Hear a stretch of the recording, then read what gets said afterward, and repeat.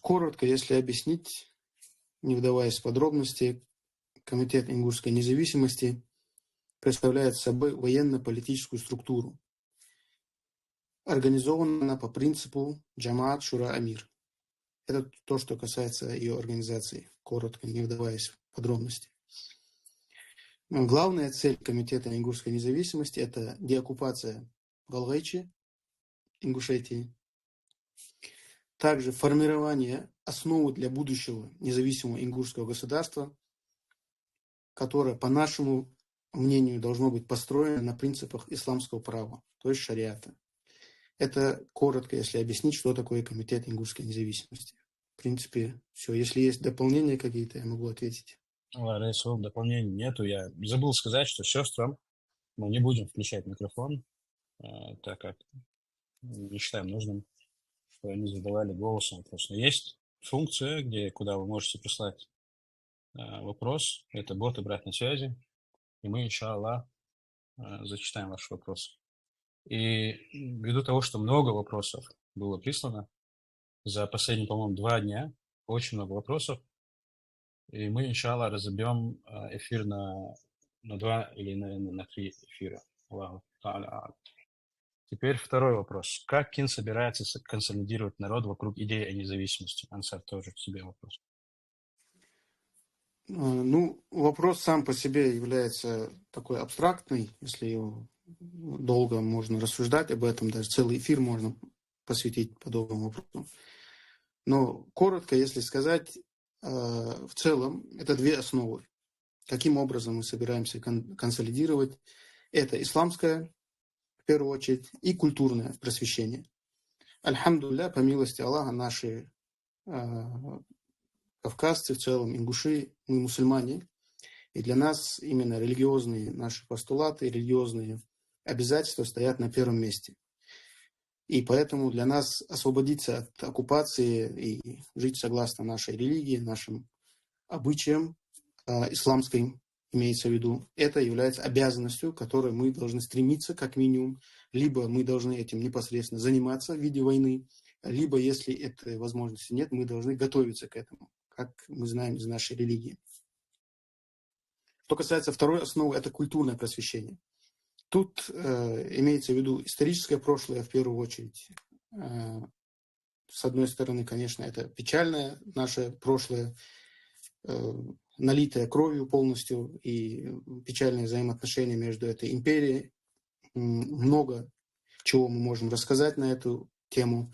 Есть богатый опыт, огромный бэкграунд, и все, чтобы мы, какую бы страницу мы не открыли нашей истории, как сказал Иса Кадзоев, писатель ингушский, поднимаю ингушские страницы, наполненные свинцом, и одна тяжелее другой.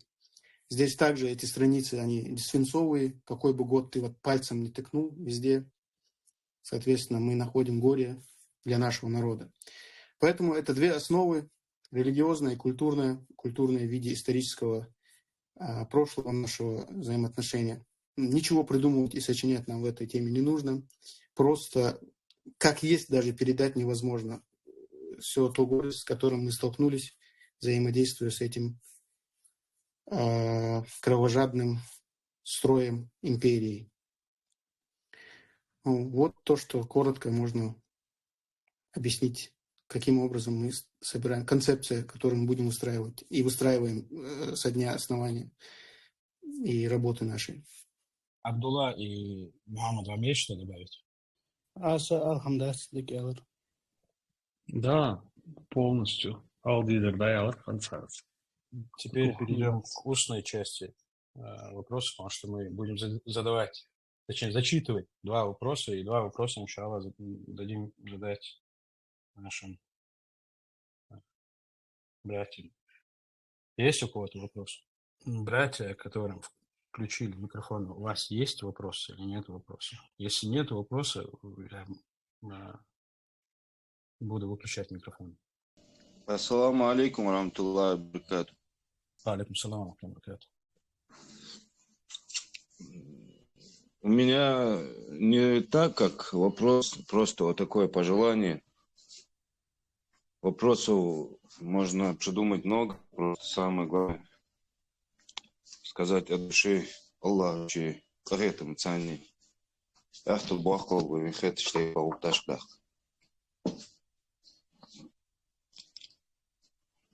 Аллаху амин.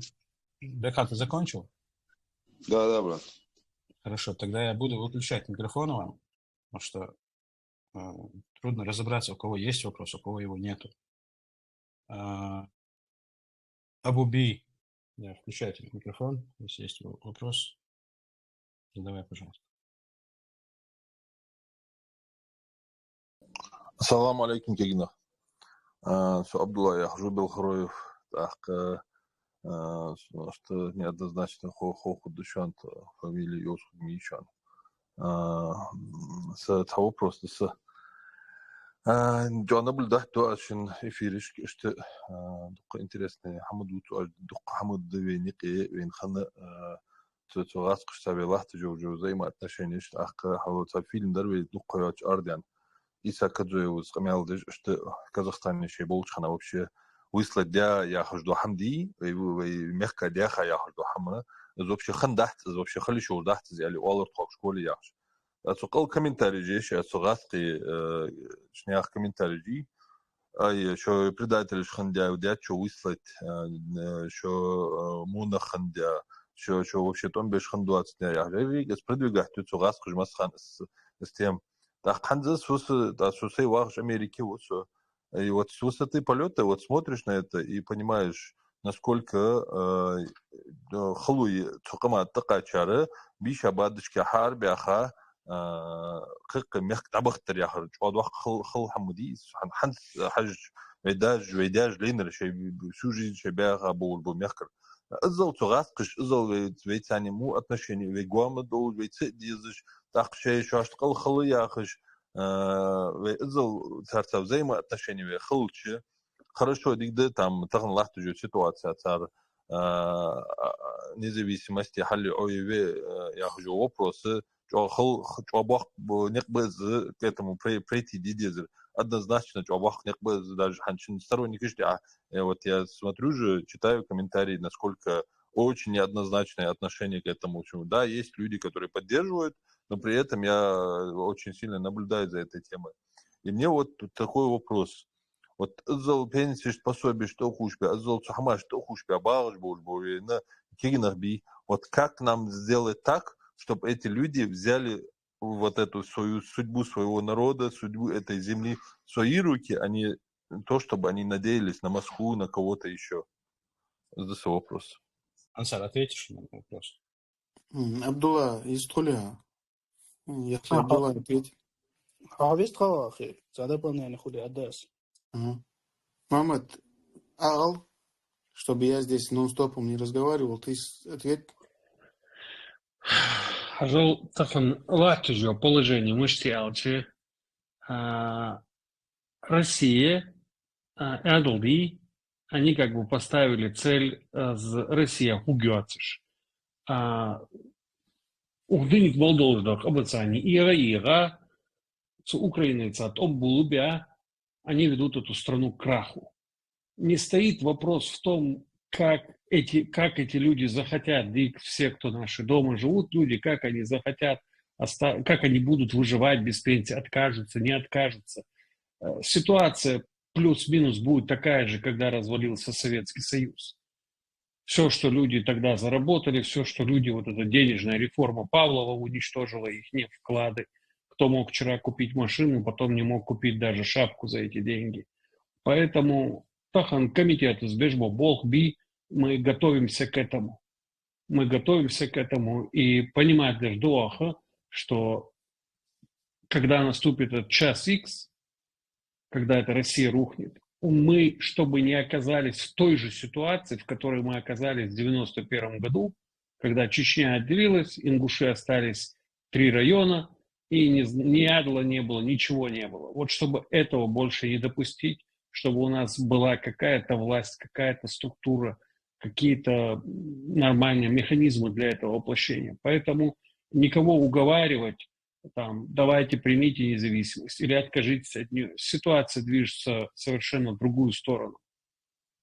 Поэтому такое мое мнение. Дополню то, что сказал Мухаммад.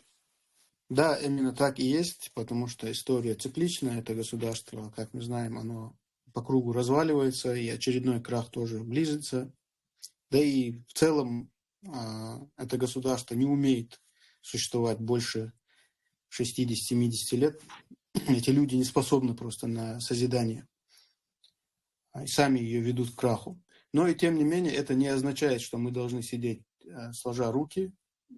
Кроме подготовки мы, конечно же, должны всеми возможными силами подталкивать это государство к тому, чтобы оно приблизить его крах, скажем так, максимально, но в то же время учитывать наши силы. И здесь очень важный момент: не сделать фальстарт, когда мы можем пострадать, наш народ пострадает, в целом кавказцы наши, мусульмане, чтобы первый удар, как обычно, на нас тоже не приходил, чтобы остальные народы тоже по всей России, то, что живут народы, они тоже желали независимости, и когда в целом это станет мейнстримом, получать независимость и отделяться от России, тогда наша ситуация, она будет одной из ситуаций, которые будут развиваться по всей России, а не конкретные, вот как в Чечне мы увидели, когда вся сила обрушилась на одну Чечню. Вот такого допустить тоже мы не можем. Поэтому это очень сложная структура, конечно, и здесь важно понимать политические процессы, которые как внутри происходят в России, так и снаружи, отслеживать это все, чтобы эта ситуация нас врасплох не застала, как Мухаммад сказал, те же самые 90-е годы, а до этого еще и в 1917 году тоже мы были не готовы. Аллах Рису. А теперь, братья, которым я микрофон выключил, я не просто так их выключаю, потому что у нас есть формат. 2 вопроса мы зачитываем, 2 вопроса задаете вы. Теперь я зачитаю, иншаллах, следующий вопрос. Ансар, наверное, ты распределишь, кому эти вопросы, потому что мне кажется, что все вопросы по умолчанию, они адресованы тебе. Да, я буду распределять. Хорошо, все. Теперь третий вопрос. Стоит ли нам доверять российским либералам и сотрудничать с ними, таким как Илья Пономарев, Ходорковский и так далее? В первую очередь, давайте этот вопрос Тариев ответит, потому что он непосредственно с ними знаком, во-первых, встречался, разговаривал. Также, когда он Хадсон Институт отправлялся от нашего комитета, чтобы провести дебаты с либералами российскими, тоже там у них были и закулисные какие-то моменты, которые, может быть, Мухаммад сейчас озвучит нам. Поэтому ответ к нему. На данный момент не существует ни одной российской либеральной оппозиции, которая бы хотела построить, например, российское государство для русских, то есть русское государство. Любая оппозиция, какую бы мы ни брали, так называемые хорошие русские, они все хотят сохранить Россию в том или ином виде, потому что я считаю, что это было бы ненормально. То есть я бы не поверил никакому русскому, который бы отказался от якутских алмазов, от чеченской, ингушской, башкирской, татарской нефти, газа и так далее. Поэтому сегодня среди этих людей есть и те, кто говорят: да, мы там проведем референдумы, мы вас после референдума освободим. Но у меня возникает вопрос: а захватывали вы нас через референдум? Какой из народов России зашел в состав этой страны через референдум? А выходить мы должны, значит, через референдумы, хотя во многих национальных республиках русские уже составляют большинство. Во многих национальных республиках. Соответственно, мы не можем доверять этим людям, мы не можем повторять ошибки прошлого, когда в 17 году ингуши поверили в то, что им разрешат шариат, что им позволят свою власть выбирать и так далее. В 91 году, вы помните, какими обещаниями, я был еще ребенком, да и многие, наверное, здесь сидящие помнят эти знаменитые «Ассаламу алейкум, ингуши».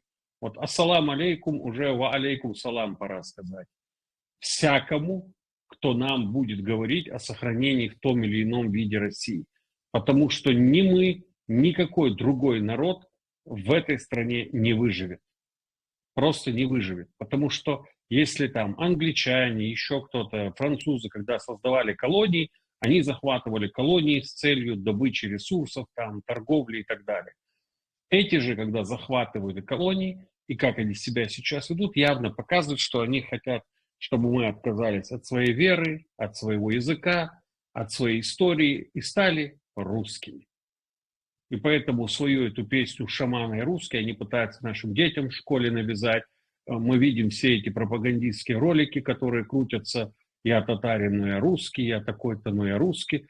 То есть, что те, кто сидят сегодня в Кремле, что те, кто сегодня, как Ходорковский и ему подобные, выступают против Кремля, являются аш-хак-хак-ди. Больше там никакой разницы между ними нету. И ни одному из них мы не можем верить, потому что с нашей стороны это будет уже не наивностью, с нашей стороны это даже будет не ошибкой, а это будет преступлением. С ними мы никогда не договоримся. Такое мое мнение. Мухаммад, это что касается доверять и стоит ли с ним работать в целом. Что касается сотрудничества в пользу... в теории мы можем как-то схитрить, что-то где-то для своей выгоды сделать. Что ты скажешь по поводу сотрудничества с ними? Сотрудничество в чем? Сотрудничество уже ингуши делали в 17 году с большевиками против белых. Чем кончилось это сотрудничество, все помнят. Ингуши также очень сотрудничали с демократическим Ельциным, который обещал: берите суверенитета сколько хотите. Ингушский народ пострадал. Это невероятная, ужасная судьба ингушского народа. Давайте поддержите меня против ГКЧП, и все будет хорошо. То есть это мы уже проходили. В чем с ними сотрудничать, я не вижу. Нам нужно сотрудничать с нашими соседями, нам нужно сотрудничать с татарами, с башкирами, с бурятами, якутами, с какими угодно нерусскими народами. Да, мы должны сотрудничать, потому что только в единстве, только в том, что мы будем организованы и поддерживать друг друга, между нами будут крепкие военные, экономические и прочие связи, мы можем. Но с Москвой нам не о чем договариваться, и нам нечего с ними обсуждать. Просто нечего. Обсуждали 2 раза за 20 век. Чем кончилось, все знают. Если у вас все, Да. следующий вопрос будет очень кстати по поводу сотрудничества. Пишет нам: почему Кин не сотрудничает с закаевским правительством? В чем заключается концептуальное противоречие с его политикой? Бисмилля. Ну, если опять коротко, не удлиняться вопрос, мы в целом не сотрудничаем с закаевским правительством из-за внутренних противоречий в чеченском политическом поле. Скажем, мы не хотим занять одну из сторон в этом политическом противостоянии. Потому что если мы будем с одними сотрудничать, вторые будут против и так далее. То есть мы не хотим в это вообще входить. Что касается различий фундаментальных подходов, которые я упомянул, кстати, в интервью «Кавказ Реалии», когда из-за этого сыр-бор поднялся.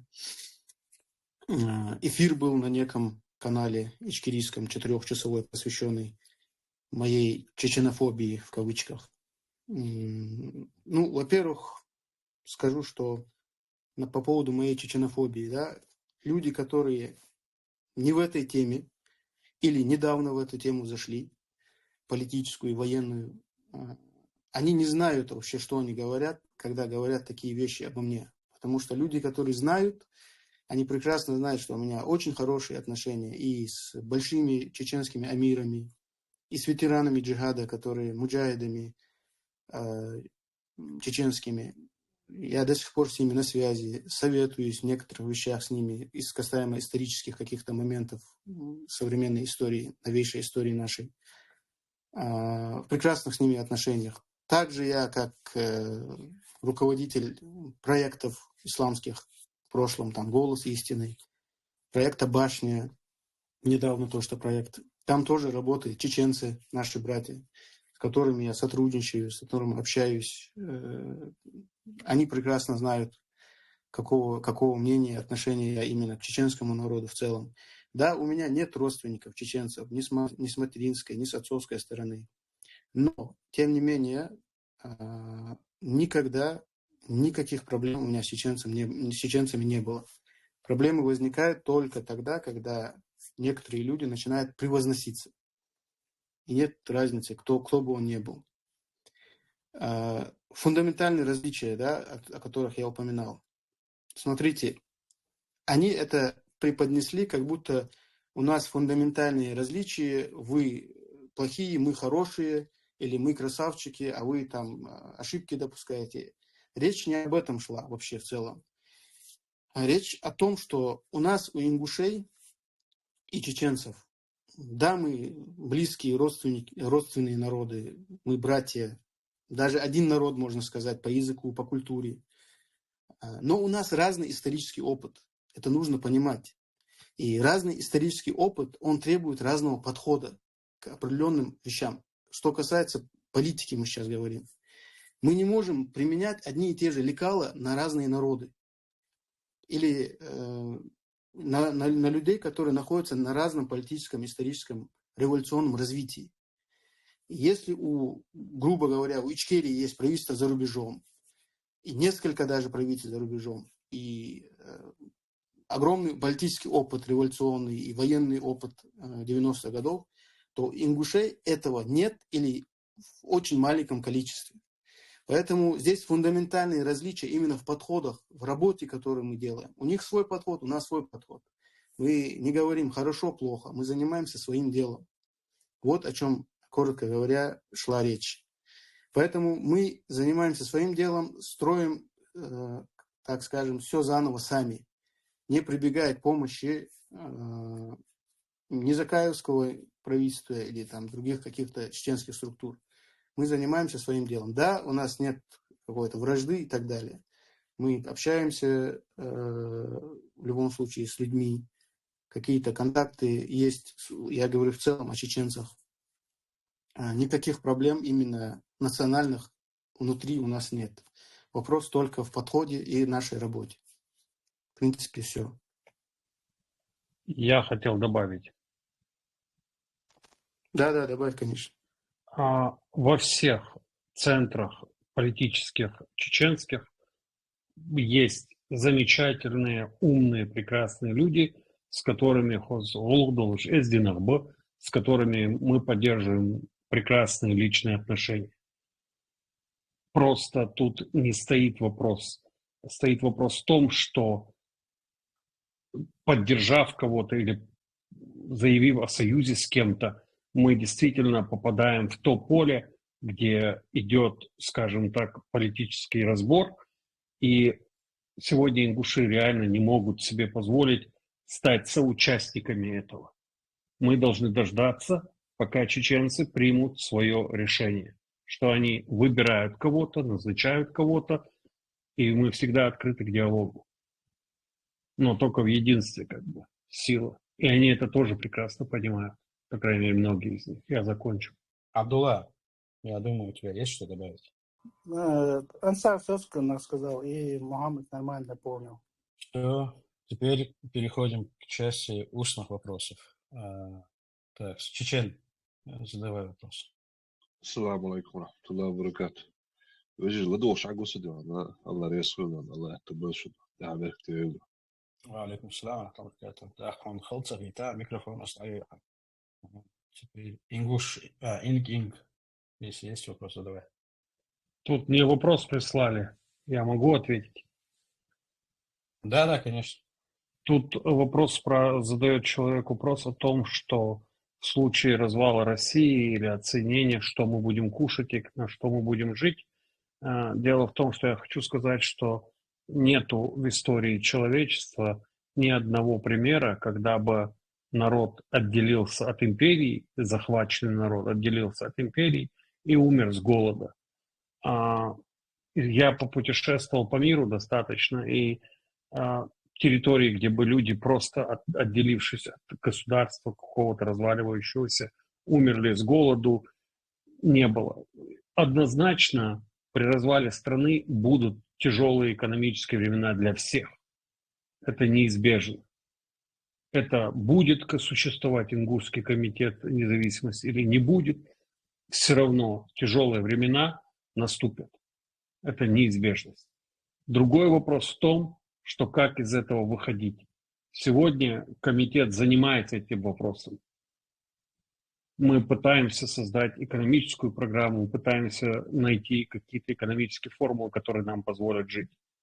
Но опять же, для того, чтобы что-то сделать, в Ингушетии должна быть какая-то организация, какая-то власть, какие-то формы управления. Иначе никто не будет ни с нами сотрудничать, ни вкладывать деньги, ни инвестировать, ничего. Поэтому над этим вопросом работаем. Все, Сувялов. Я бы добавил здесь момент по поводу экономических вопросов, чтобы их много, я как понял. Вот так в эфире экономическую программу рассказать практически нереально. Поэтому мы готовим экономическую программу. Скоро мы ее выпустим в письменном виде, как мы видим именно экономическое развитие будущей независимой Алгайчи, иншаллах. Что? Оргрим, есть у тебя вопрос? Ассаламу алейкум рахматуллах. Да, брат, вопрос есть. Коротко задам. В общем говоря, понятное дело, что из состава надо выходить. Понятно, что просто так, просто выйти и существовать у нас не получится, и нам не позволят. И вопрос такой. Если мы будем выходить с применением силы, есть ли у нас возможность подготовиться, что нам, жителям республики, со своей стороны нужно подготовить, и со стороны, скажем, из-за рубежа, или же путем сотрудничества с другими странами, оттуда какое-нибудь содействие будет? И второй вопрос. Как сегодня это делает правительство Закаева на территории Украины? Какие-нибудь ингушские спецподразделения будут созданы? Вот такие вопросы. Ансар. Первый вопрос какой был? Насколько я понял, будет ли сторонняя поддержка в случае военного конфликта с Российской Федерацией? То есть Да, и изнутри республики, жителям самой республики, что нужно делать? Как нам подготовиться? К чему нам подготовиться? В любом случае, внешняя поддержка, о ней сейчас говорить очень сложно, потому что на это есть много факторов. Самый главный фактор – это то, что никто не заинтересован в нашей независимости. Не то чтобы нашей независимости. Вот независимые государства – это как клуб. Вот они не хотят туда никого впускать. Вообще разницы нет, кто бы это ни было. Кто бы это ни был. Те же курды можете посмотреть, и другие национальности, ирландцы, и другие. Вы можете посмотреть, что обычно, когда народ начинает кооперироваться для создания нового национального государства, весь мир, как правило, если это не входит в их конкретные геополитические планы на сегодняшний момент, они всячески отговаривают или всячески препятствуют образованию такого государства. Мы сейчас говорим не о мусульманах.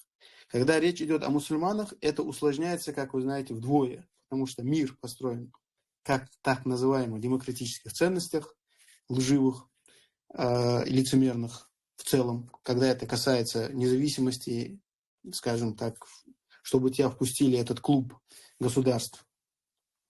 И это еще усложняется в нашем случае. Поэтому говорить о поддержке конкретной от кого-то, скажем так, по милости их, вообще не приходится говорить. Но если ситуация, как я сказал, геополитически развернется так, что конкретно сейчас выгодно вот конкретно этим людям дать возможность получить независимость, и миру это выгодно, есть два варианта. Либо они помогут, просто потому что им это выгодно, либо они закроют на это глаза, скажут, пускай разбираются как хотят сами. Вот два варианта развития, которые я вижу.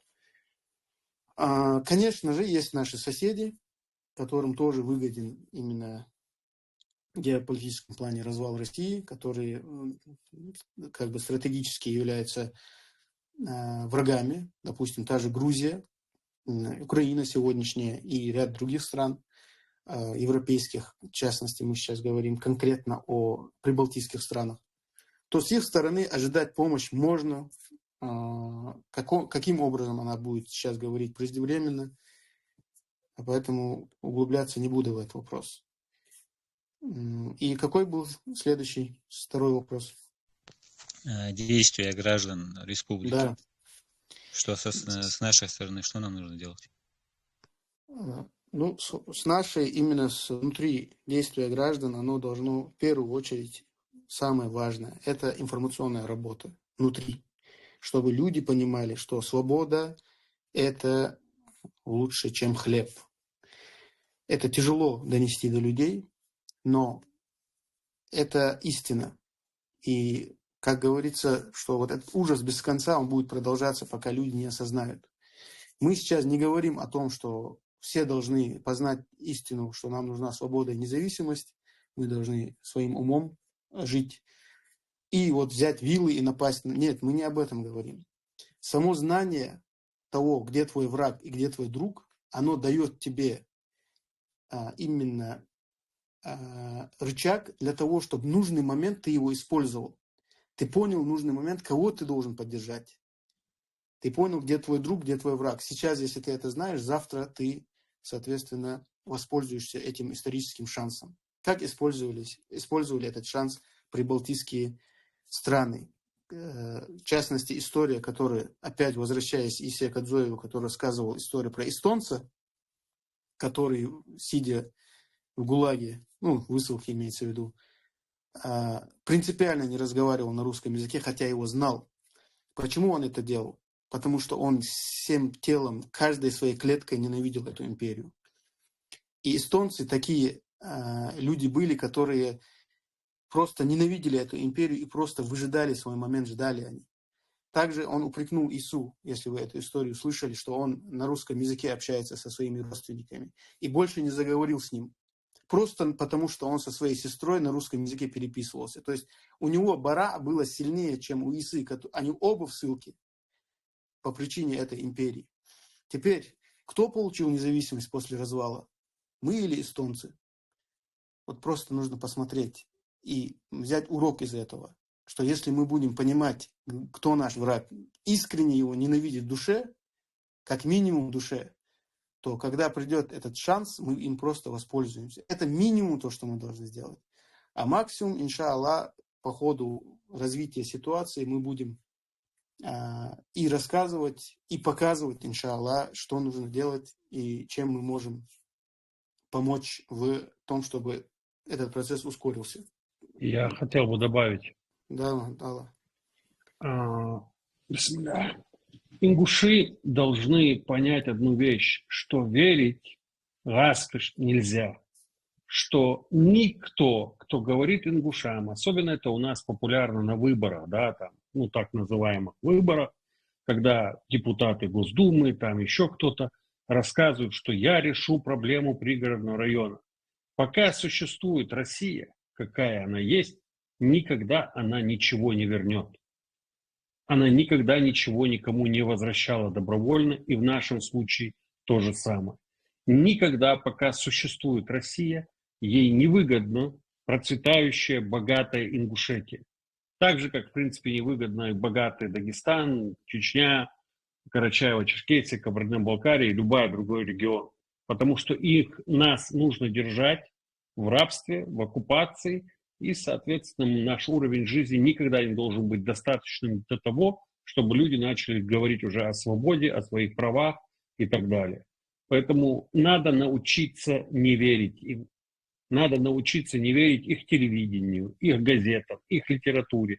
Не надо. Это просто вот нужно этому научиться, потому что постоянно ингуши живут с какой-то надеждой. Ингуши оценивают мир вокруг себя.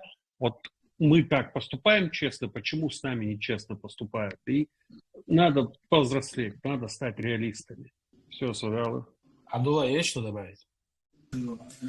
Нет, все четко сказал.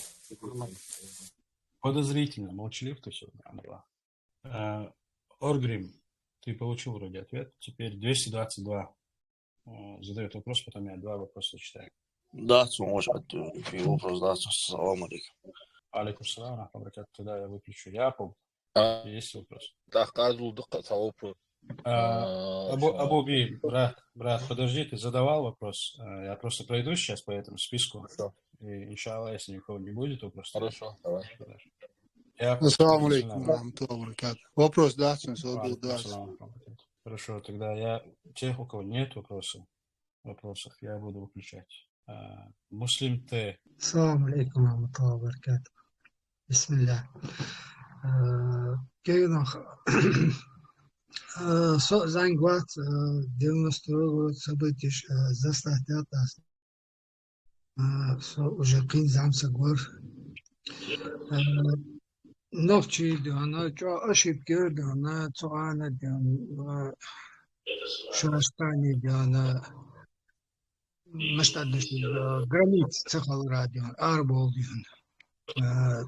Ош, кезик каян что, ё хажи китом бз страна внутри страны я хардион, ваша да должда. Сахак лихачи сили новчи дана. En Bart Boos, die aardwol is en gaat toen. Ну, moet je gewoon. Амавар. Муслим, это не важно. Я не буду заходить, троллить. Это не важно. Хажал, вопрос сенг де алче her yer событий ждён. Страна юг SD метик этиче арбол этиче лотерейный билет му пригородный район хал ариохиш. Вала эхбу. Там гипотетически ласка адва алче дён. Там ардол возможности халыч дён. Но с пригородного района Лутгас бада с билету арду акадой бада.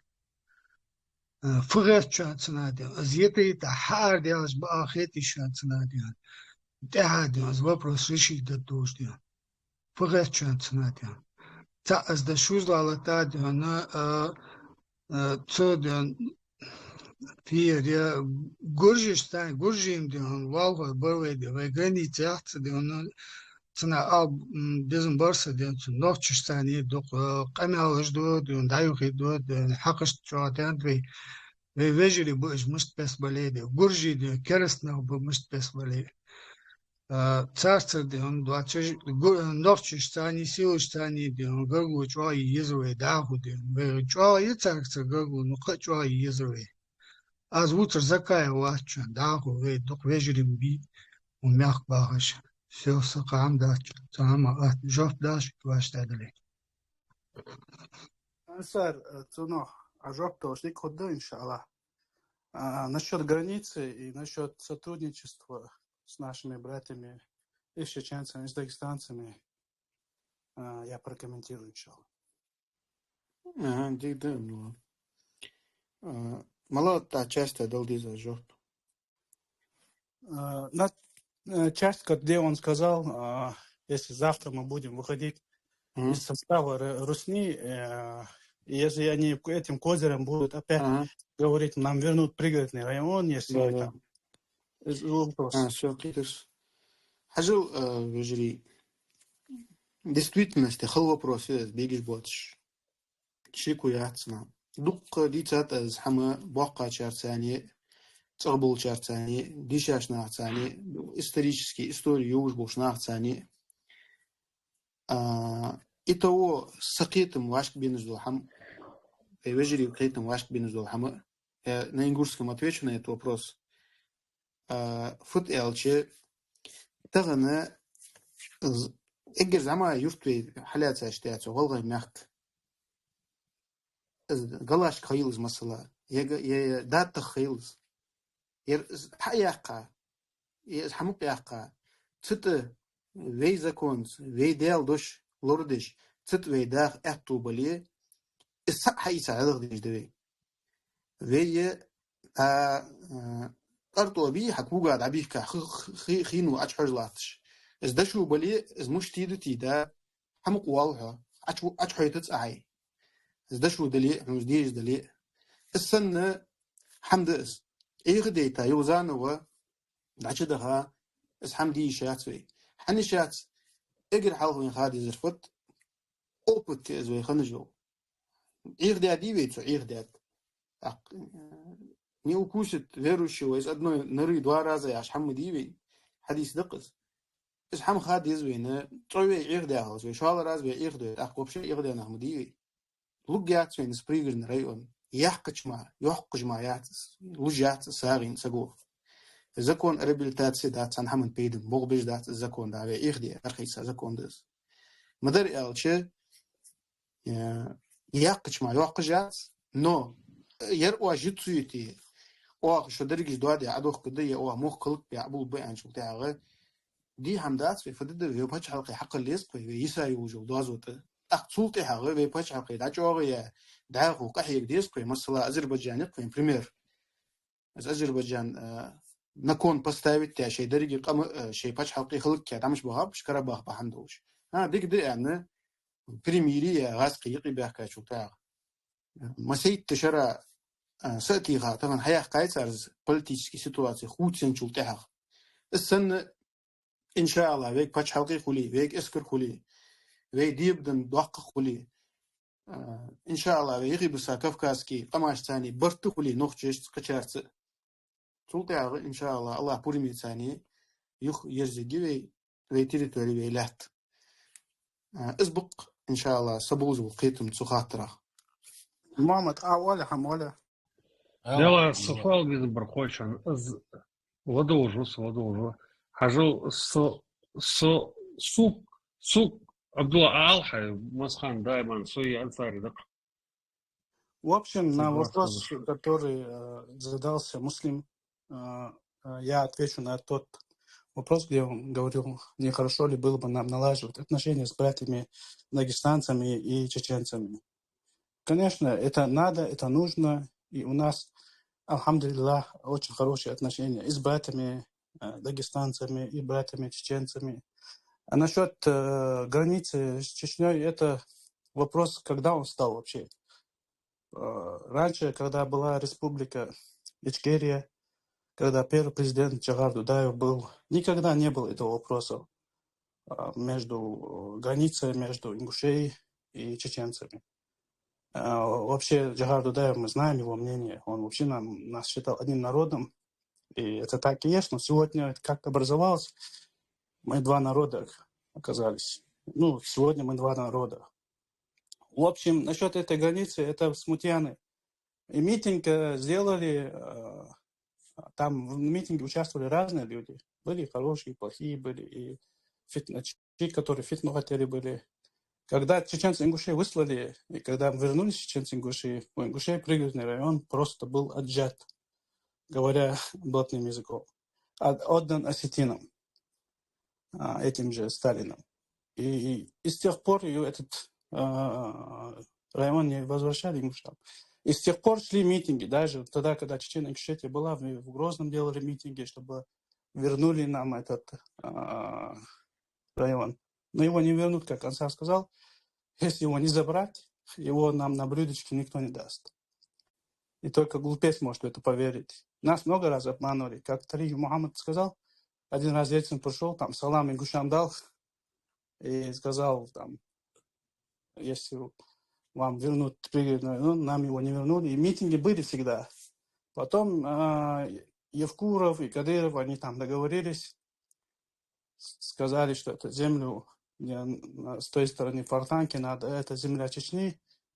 И некоторые повелись на этом, даже братья-мусульмане повелись на этом, сказали, что этот район, когда шла война, боевые действия шли в Чечне, ингуши якобы его украли. Ну, хорошо тогда. Если украли, после этого же были же лидеры в Чечне, и всегда были. Они были разве глупцами? Нет, конечно. И они дали бы кому-то отжать свои территории в то время, когда они выгнали русню со своей территории. Это глупое движение. И потом этот митинг сделали в 2018 году, мы все видели там, разные вещи говорили. И просто обидно, что было, то, что братья-мусульмане, которые правильно акидой, вмешались в это и начали друг друга говорить. Например, это всю Ингушетию отдадут под власть чеченцам, которые сейчас там есть у власти. Это что-то меняет? Или Чечню отдадут Ингушетии? Нет. Почему? Потому что хозяин один. Володя хозяин там.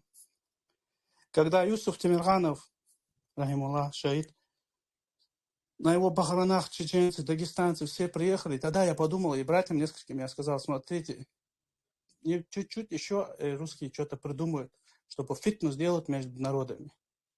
И самое лучшее фитну делать, это что было? Поднять вопрос земли. Земля же для кавказцев очень дорогая вещь, как оказывается, все время было. И они сделали это. И на это повелись. Ладно, джахли повелись, но мусульмане, братья, почему на это повелись? Мы кто? Мы кавказцы, мы народы, мы ингуши, и чеченцы, и другие нации. Но главное, мы в первую очередь мусульмане. Когда чеченцы станут, мусульмане, порядочные братья наши, чеченцы станут хозяевами своей земли, и когда мы, порядочные ингуши, мусульмане, станут хозяевами своей земли, этот вопрос решится в течение полчаса. Почему? Потому что мы все решаем через хукм Аллаха. И все. И доказательства, кто где жил, у всех есть. Кто там жил, никто не будет это оспаривать. Но раз мы стали две республики, граница мы тогда и обозначим, чтобы после этого не были эти вопросы. А все границы на Кавказе, кто их начертил, Сталин. Мы же не будем руководствоваться той же... Русня, та же самая Русня, просто там названия поменялись, демократическая, раньше коммунистическая она была. Никаких вопросов не будет. И насчет сотрудничества с братьями чеченцами. Есть у нас сотрудничество? Алхамдулиллах. Так, например, я в Кении военный шурес вхожу. И у меня есть связи, и братья мне помогают, и я чем могу им помогаю. Чеченцы есть, которые работают, действительно работают с народом, именно с чеченским народом, чеченские братья. Это джамаат Нисо.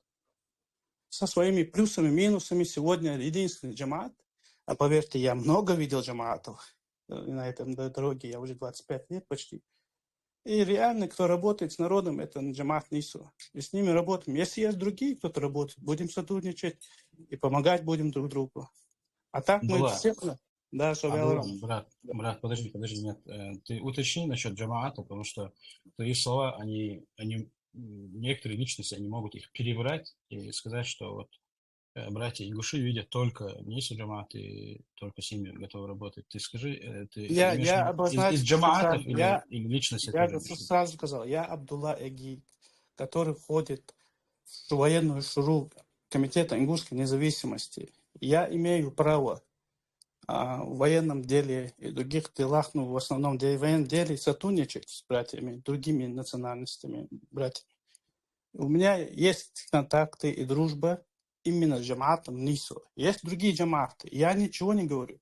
Но тот, кто работает действительно с народом, с чеченским народом, в частности, с молодежью, это джамаат Нисо. И все мы это знаем.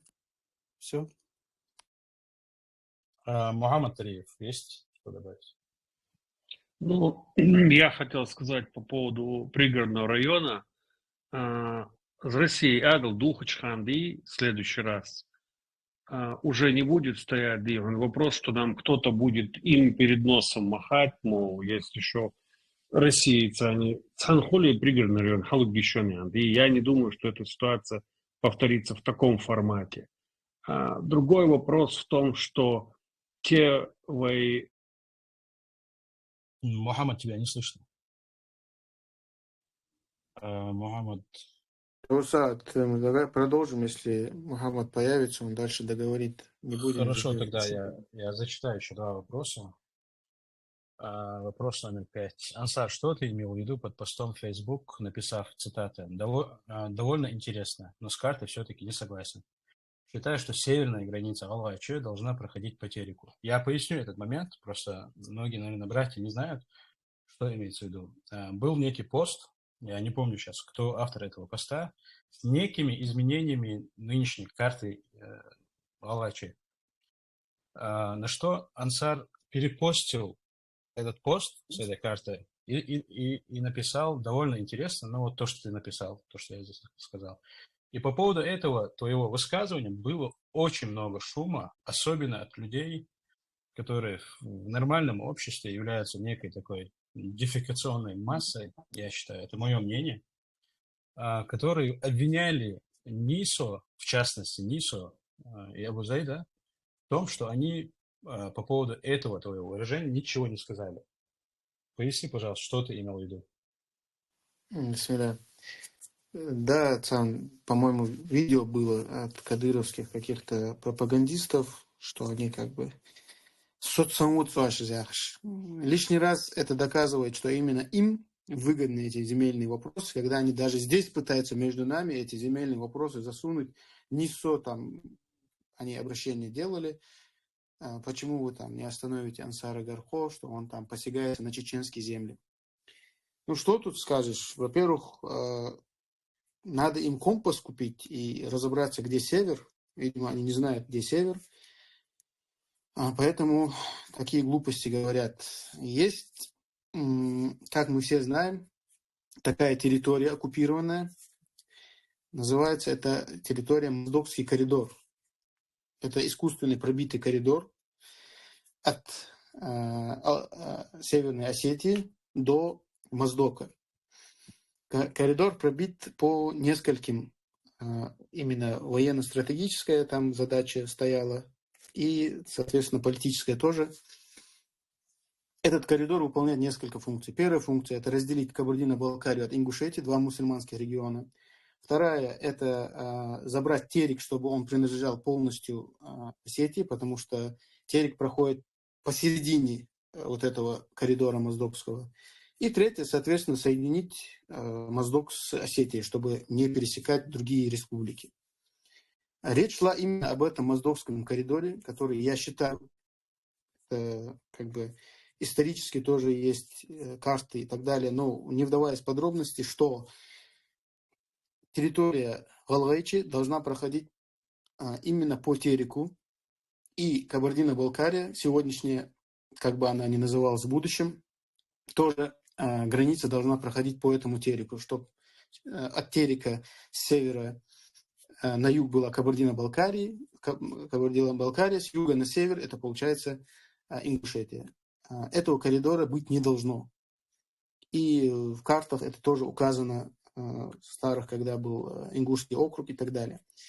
Это стратегические земли, которые необходимы для ингушей. Там также находятся ингушские села, Курпи, Каскем, вот это Хурикау и Каскем находятся там, наши села. А также заброшенные, там есть села, которые уже там никто не живет. И несколько кумыкских сел там есть, которые кумыки, я думаю, с удовольствием будут жить среди мусульман независимой Алгачи. Вот об этом шла речь. Вот что я имел в виду, когда имел в виду северные земли. Речь не шла о чеченских каких-то территориях. В принципе, все. То есть ты не хотел забирать от Знаменска, да, Гудермеса, всю вот эту территорию, передающую Тереку, да? Пока нет, да. Получается, не хотел, да. Кадыровцы хотели представить это таким образом. Ну, все, ладно, как обычно. Теперь вопрос номер 6. Какова позиция комитета по поводу земельного соглашения между Кадыровым и Евкуровым? Опять по земле, да, получается? Так. Да, это 18-19 года. Угу. Ну, в принципе, Абдулла сказал об этом. Коротко скажу, официальная позиция Комитета ингушской независимости касаемо 18-19 года соглашения. Мы не признаем это соглашение легитимным, потому что мы не признаем легитимными ставленников как Кадырова, так и Евкурова. Если мы признаем легитимным это соглашение, соответственно, мы, получается, их самих легитимизируем, и их прочие, предыдущие их какие-то действия и будущие действия тоже являются для нас легальными, что абсолютно нереально и невозможно. То есть это глупо. Поэтому это соглашение для нас не является нелегитимным. Земли должны оставаться в тех же границах до этих годов 18-19 года, как опять же Абдулла здесь упомянул, что когда время мужчин было, со стороны Чечни были лидеры, которые не поднимали этот вопрос оставался такой, какой он был. Но в то же время завтра, когда с обеих сторон будет легитимная власть, иншаллах, в дозволение Аллаха, мы можем вернуться к этим вопросам.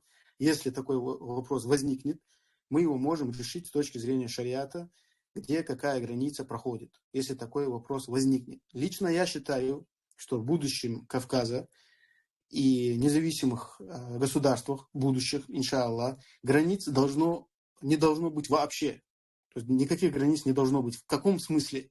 Именно блокпостов, вот этих всех административных каких-то нагромождений, их не должно быть. Максимум должны стоять столбики, которые обозначают, что вот здесь вот заканчивается Ингушетия, дальше начинается Чечня.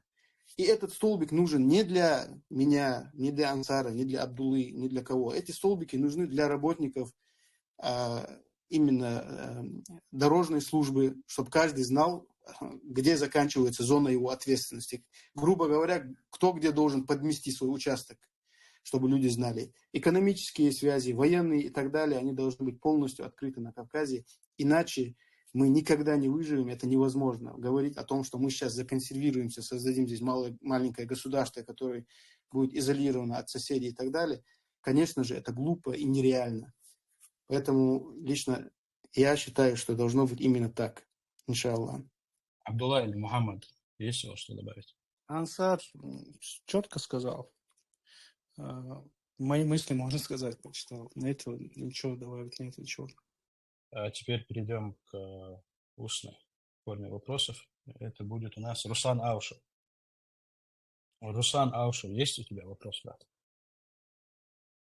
Братья, те, у кого опять-таки нет вопросов, и сестры, по умолчанию, не поднимайте, пожалуйста, руки. Ингуш 06. Вопрос, пожалуйста. Стари, хочу Алрам, Абусад, если что, микрофон, Аллах. Да, все, да. Как продолжишь, меня что-то выбило. Да, Мухаммад, ты хотел дополнить мысль Абдулла или, пожалуйста. Да, но то, что просто совпало, отрелся за пригородный район, а живет Тиги, мы его в любом случае получим. Это просто вопрос времени. И больше России не удастся нас там подманивать, заманивать, потому что то, что сейчас делает российская власть, однозначно ведет к катастрофе этой страны. И тогда уже дальше будет зависеть все от нас. И самым важным фактором в Нижнем, в Бусу, Камашцане, и Черти, Нохчи, Дагестане, Камаш, Царс Масняца, в Бартхалбишбе, Царь Цюлыжо, границы жи, сука, с персональным мнением, асфальт, черта и даюдыш. Кацакай блокпост юацы жи, цакай таможни юац, шхалиш, границы через. Свободное перемещение товаров, денег и услуг, чтобы человек из Нальчика мог делать бизнес в Махачкале, да и человек из Грозного мог делать в Майкопе, да и все, что проходит, товары, услуги, чтобы это коррупцию обдираловку, с ГАИ хамажу. И то, как это работает в Европе, то, как это работает между некоторыми странами на Ближнем Востоке, то, как это работает в Соединенных Штатах. Вот это план, Надежда. Мухаммад Алга, есть у тебя вопрос? Салам алейкум ва рахматуллах. Алейкум салам. Вопрос есть, благодаря Аллаху, это бахла безум божу, цадали. Что насчет границ безум божу, шанс Америки вусо. Машаллах, что без границ максимум весовые контроли. Аллах, это бахла маса бег спрашивал, если что сейчас нарушите алиуза закон правила у группы. Я только зашел и слушал, а то я ходил жезл. Все, авария смаху. Так, теперь 3 икса. Есть у тебя вопрос? Ассаламу алейкум ва рахматуллахи ва баракатуху.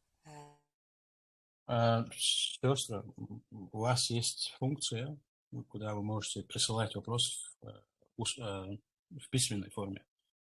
Для сестер микрофон мы не включаем. Сау мюздеш дикудот қалсы кезелем мüştesteli яхшбах шала.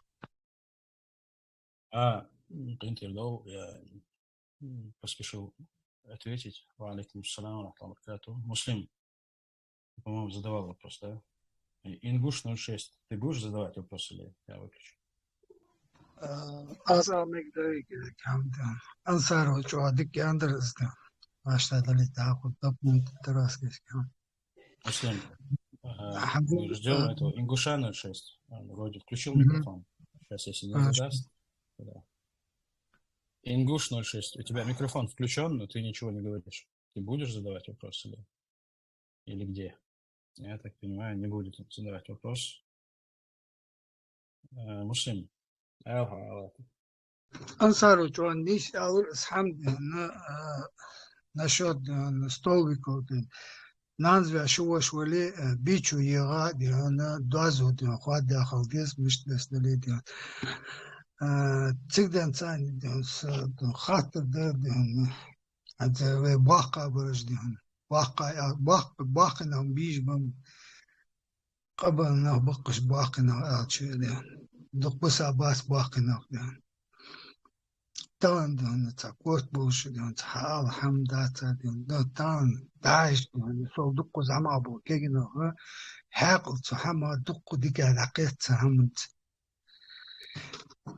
تاني مش فوبو بيش فودش والله يشي غوصو سي بدري عشان حني أشتغلنا تات وغاس قشت عقل بنشيم حقي دعاء فناك دار إج حقي دعاء أديال وصل يا تستان ديانا اسبنسي دعاء شوا أقصياس از بيري أخش دعاء شوا أقصياس سي بيش حشك هداي حشك أقوات لا يستنا واخ أقصياس دان از دعاء شوا أقصياس ديانا نسي كون ده أقصي تان مش قيتم ببرتان ديان مش تان دعوة مش تقدر تاني شموش شون كذا حق ذكاء خد ميش قيت مخد ميش صدقات تنا حق والله تاني هادو تقمع مرات والله فغيت شون تنا مش تفديش باخر شون Ансар, хайс хуля. Вала, сложный вопрос. Есть халдердес, они алче саккаванчул тяга дука прагматичный от دنيا حمد ثاني دوز دول حماش دوستش تاع ريفولوسيون نصرين شخلت سكولش حني دق حم خلصن لورد ديزج عادة شي دنيا شواخج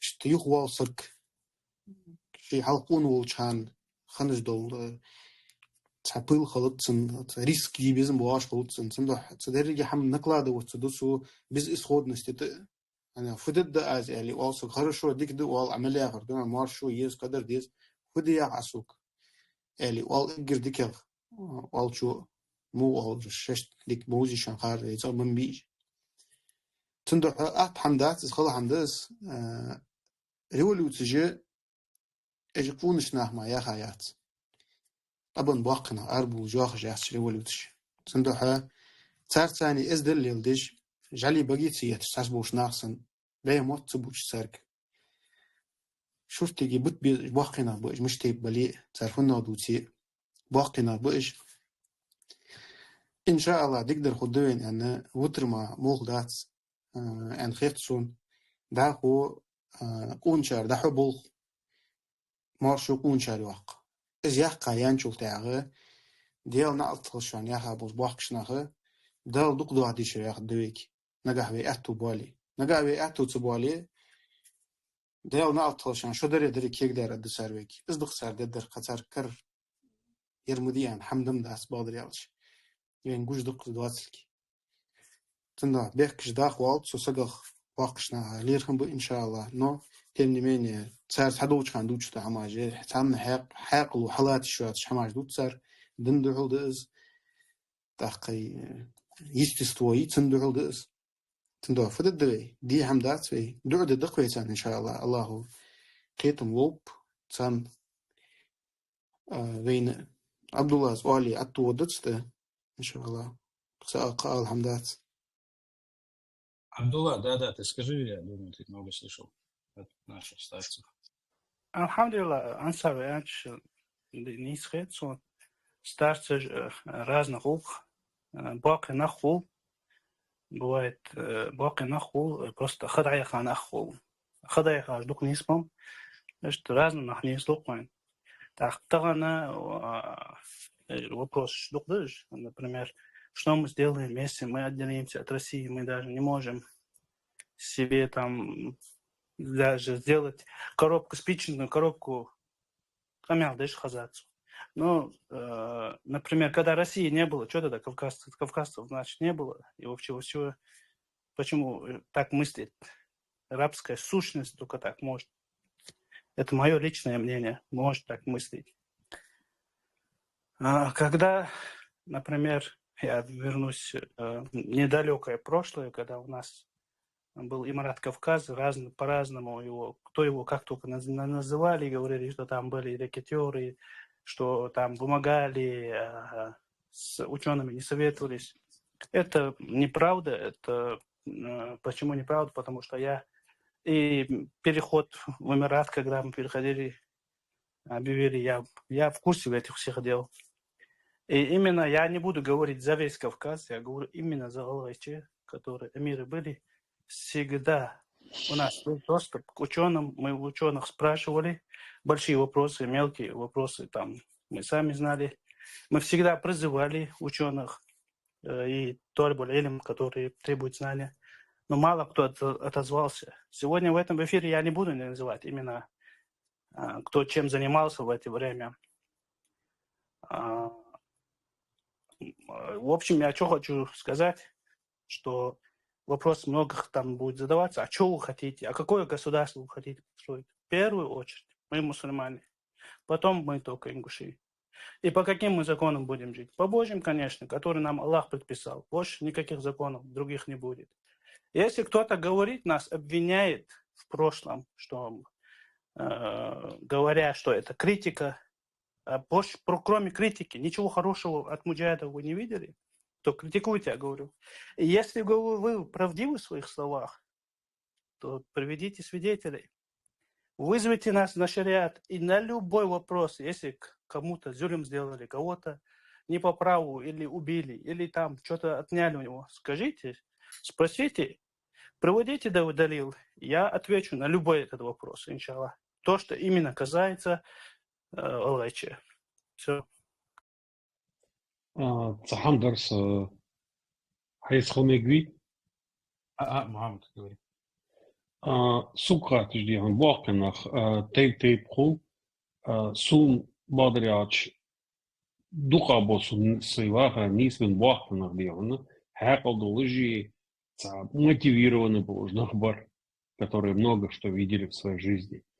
Меня больше волнует наша молодежь, потому что уалыш мухуле ди шарвен ну цди шарвен ну вяш. Ажу Мухаммад сука тиче гасфиш епетисат ой камади, потому что гасфиш что вообще не нужны диша алгай. И игр важно дархама, чтобы наша молодежь училась. Любые знания, которые можно получить врачами, инженерами, я не знаю, кем-то, чтобы они учились и получали эти знания. Потому что если у нас не будет образованная молодежь, если у нас не будет высокий процент образованных людей, то нам будет в 2 раза тяжелее. Потому что сегодня несколько хороших программистов могут сформировать бюджет Ингушетии, который сейчас есть, предположим, которые будут создавать продукт. Если мы сможем создавать какой-то высокотехнологичный продукт, то вопрос пенсии и тому подобного у нас стоять не будет, и нам не придется выживать на огородах и так далее. Но только в том случае, если будут для этого знания. Чтобы оценить важность знаний, надо просто задуматься, кто-то заболевает. Когда мы едем в больницу, мы куда хотим попасть? Мы хотим попасть к лучшему врачу. Лучший врач кто? Лучший врач, который учился. Когда ингуши строят дом, они тоже хотят, чтобы их дом построил лучший строитель, который это умеет делать. И поэтому я считаю, что нам среди ингушей самый главный вопрос, который сейчас на данный момент надо поднимать, пока мы еще не можем, нету возможности, и нету еще пока такого варианта быть независимыми, это то, чтобы наша молодежь получила тотально, и все поголовно получили образование, чтобы уровень образования, чтобы отличники, которые учатся в школах, и были примером, а не ботаники, буквари, чтобы молодежь знала правильные приоритеты. Это, мне кажется, очень важно. Я Мухаммада дополню, Мухаммад Васкари, он очень хорошо сказал и очень важную тему затронул. И пользуясь случаем, я хочу просто призвать всех ингушей, которые находятся за рубежом, неважно, где они находятся, в Ингушетии, чтобы они приняли участие и чтобы я как их призываю, не призываю, чтобы они мой огород пахали, или Ансар, или Мухаммад, это Тариева, там огород пахали, а для общего дела, к чему мы стремимся, узнать нас, если вы не знаете нас, познакомиться с нами, чем мы занимались в прошлое, узнать. Тем более ингуши сейчас говорят это по подсчетам, что у нас 500 чем-то тысяч, в 92-м, 90-х годах у нас вообще 350 тысяч не было.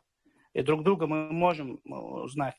Чей сын, он, сразу можем друг друга узнать, чем мы занимаемся, чем мы в прошлом занимались, чем мы сейчас в настоящем занимаемся.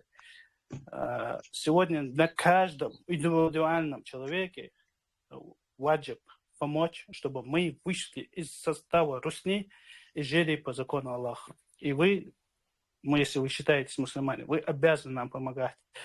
Я вас просто призываю, будьте нам помощниками.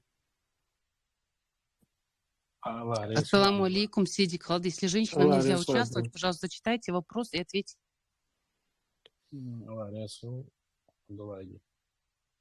Если женщина, она пишет ты пишешь очень большой текст, я зачитаю, иншаллах.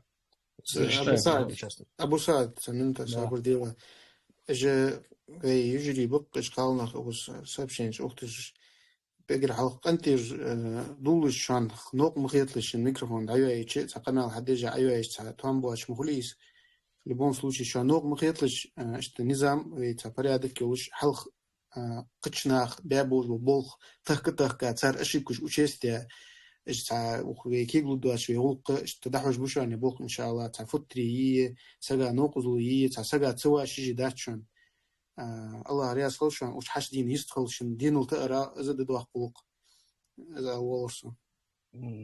Ты закончил? Я со своей стороны тоже приношу извинения глубочайшие и искренние, потому что, как Ансар сказал, мы посмотрели все за и против, и в составе джамаата решили, что женщины не будут задавать вопросы голосом, но вам не воспрещается писать вопросы. И теперь я зачитаю вопрос от этой сестры, иншаллах, если я сейчас его найду. В общем, она большой текст пишет, основной смысл вопроса. Послушайте, вы находитесь за пределами этой страны и не можете выступить защитниками тех, кого вы призываете, кому к чему не пишет, к информационной борьбе. К тому же, зная, что в стране принят закон об инагентах, вы, зная, что у молодых людей в республике не окрепшие умы, подставляете и не можете их защитить. Китайцы это правильно. Это первый вопрос сейчас, а второй вопрос тоже зачту. Можно ответить сначала на первый вопрос, чтобы ответил? Да, на первый да, ответишь. Мухаммад ответит. Да, Ансар или Мухаммад? комитет... Один из вас ответит. Мухаммад, ответь, да, про разницу. Комитет сегодня никого не призывает рисковать. Комитет сегодня, наоборот, призывает всех быть крайне осторожными. Комитет сегодня заинтересован в том, чтобы количество проблем у ингушей было минимальным. И комитет создан был исключительно с той целью, чтобы, когда наступит время, ингуши не оказались, как сироты казанские на вокзале. Поэтому эти обвинения в адрес комитета, что мы кого-то к чему-то призываем, и потом не можем их защитить, и потом люди... Комитет нигде и никогда не заявлял о том, что мы требуем от кого-либо из ингушей выступить публично, выйти, заявить себя. Мы вышли, заявили себя, да, вы нас все видите. Вы нам тоже не можете гарантировать никакой безопасности, и мы сами себе не можем гарантировать, только Всевышний может гарантировать нам безопасность и так далее. Поэтому я считаю, как бы эти обвинения не в наш адрес.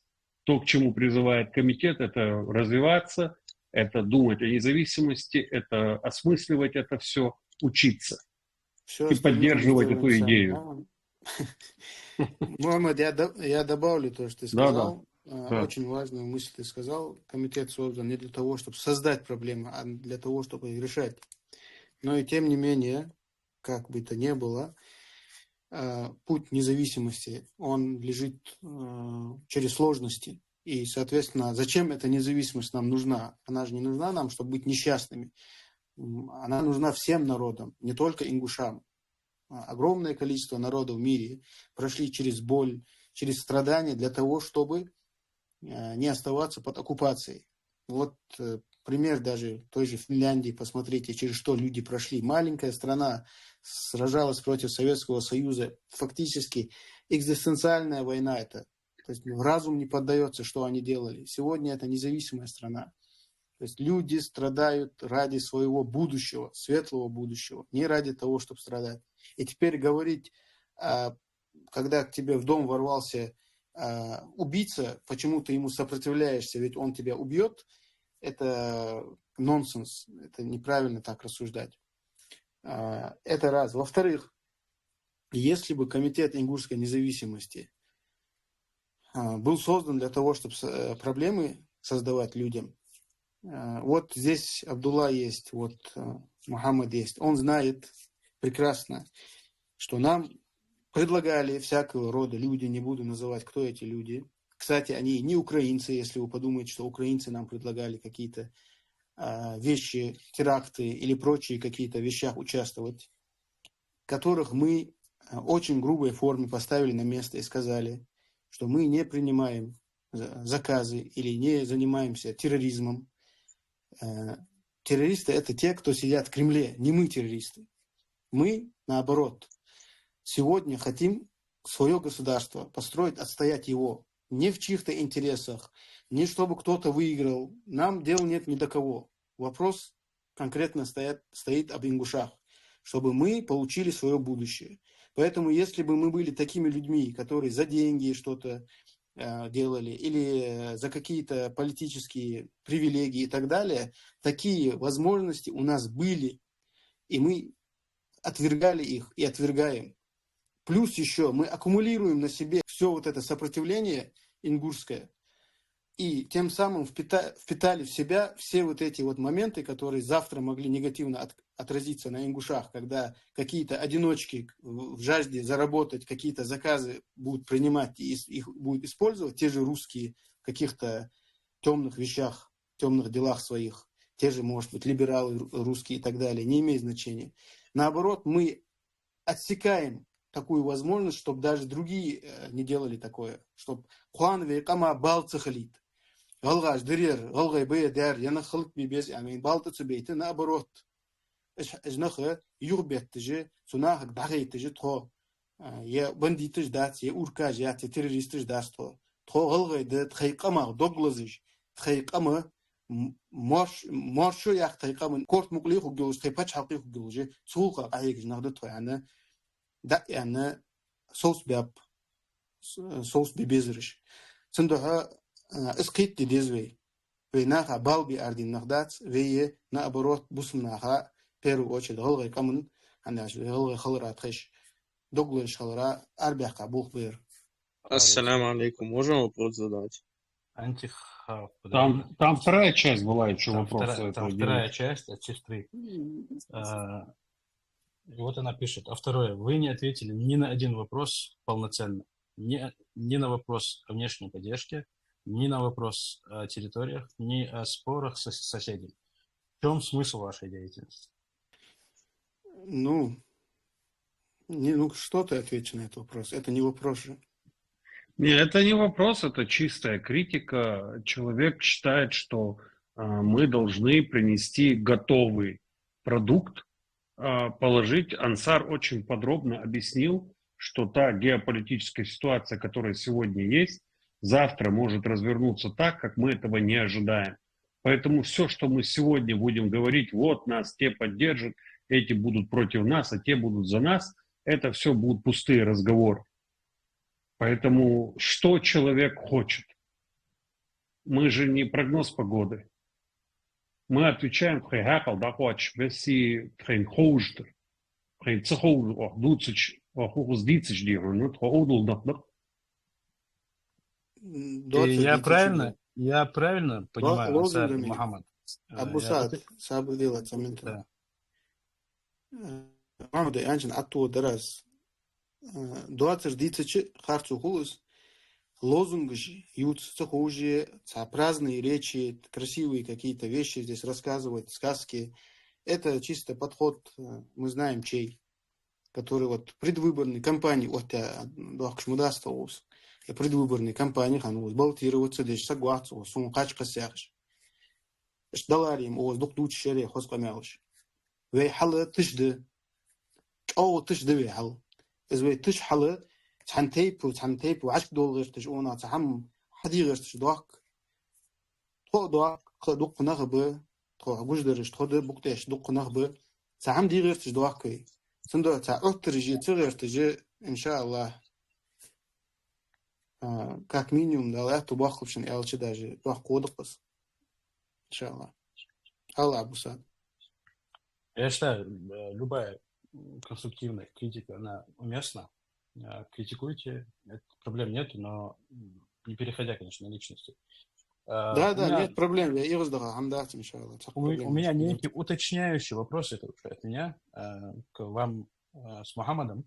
Я правильно понимаю, весь ваш призыв, в кавычках, он основывается на том, чтобы в момент X люди и народ Ингушетии, он понимал, что надо делать, и он направлен прямо на вот это вот, скажем, аннигилированное самосознание и вообще быт ингушей, чтобы вот в момент X они понимали, что происходит и как им надо в той или иной ситуации поступать. Я отвечу на этот вопрос. Коротко скажу. Одно другого не отменяет. Я до этого это упоминал. Подготовка сегодня к развалу и использование имеющих рычагов, чтобы ускорить этот развал, это оба инструмента, которыми мы будем пользоваться. Коротко. Да, мне нечего добавить к этому, кроме того, что, наверное, сказать, что людям, наверное, действительно, Ансар прав. Люди за эти 30 лет существования этого безбожного государства уже привыкли к тому, что всякий, кто говорит о политике, безбожно врет. Да? Я сам лично многократно ходил на эти встречи с депутатами, которые тогда в Ингушетии происходили, выборы, и там у людей были ответы на все вопросы. Там каждый возвращал пригородный район, там каждый решал проблему беженцев. Там каждый решал проблему безработицы. И просто это вот люди к этому привыкли, и люди, видимо, от нас этого ждут бях-бахнах, потому что только это они и видели. Но на самом деле мир гораздо сложнее. Мир не так прост, как в красивых речах этих кандидатов бесконечно. Поэтому для этого надо работать, да и Хотелось бы услышать, что вы предлагаете сделать, как вы предлагаете сделать. Потому что тут не клуб нобелевских лауреатов. Нам интересно, нам важно, что люди думают, что люди считают. Мы уверены, что среди тех, кто живет в Ингушетии, есть очень много людей, которые гораздо умнее нас. Хотелось бы услышать их мнение. Теперь антихаути.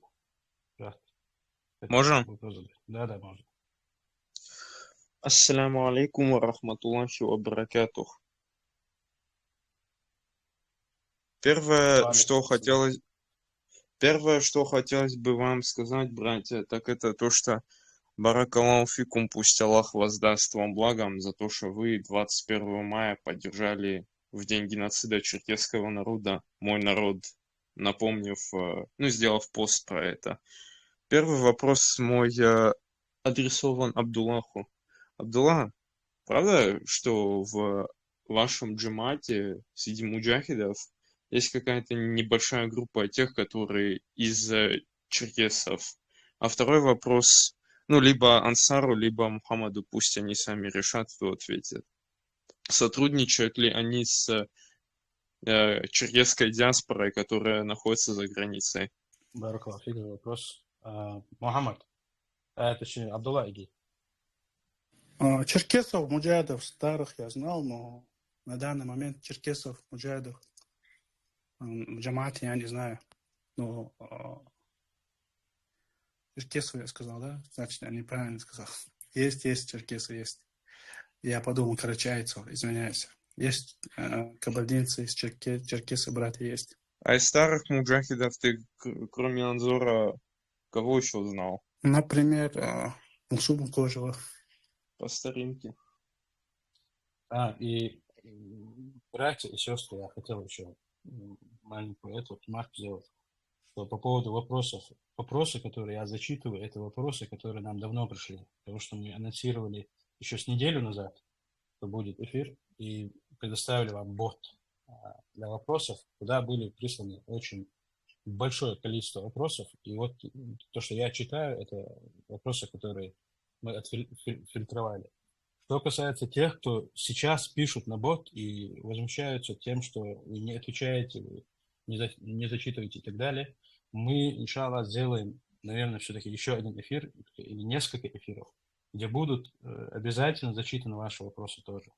Поэтому мы приносим свои извинения, если это все Ансар или Мухаммад. Я бы ответил. Дело в том, что я много читал о трагедии черкесов, о том, что сделали с черкесами.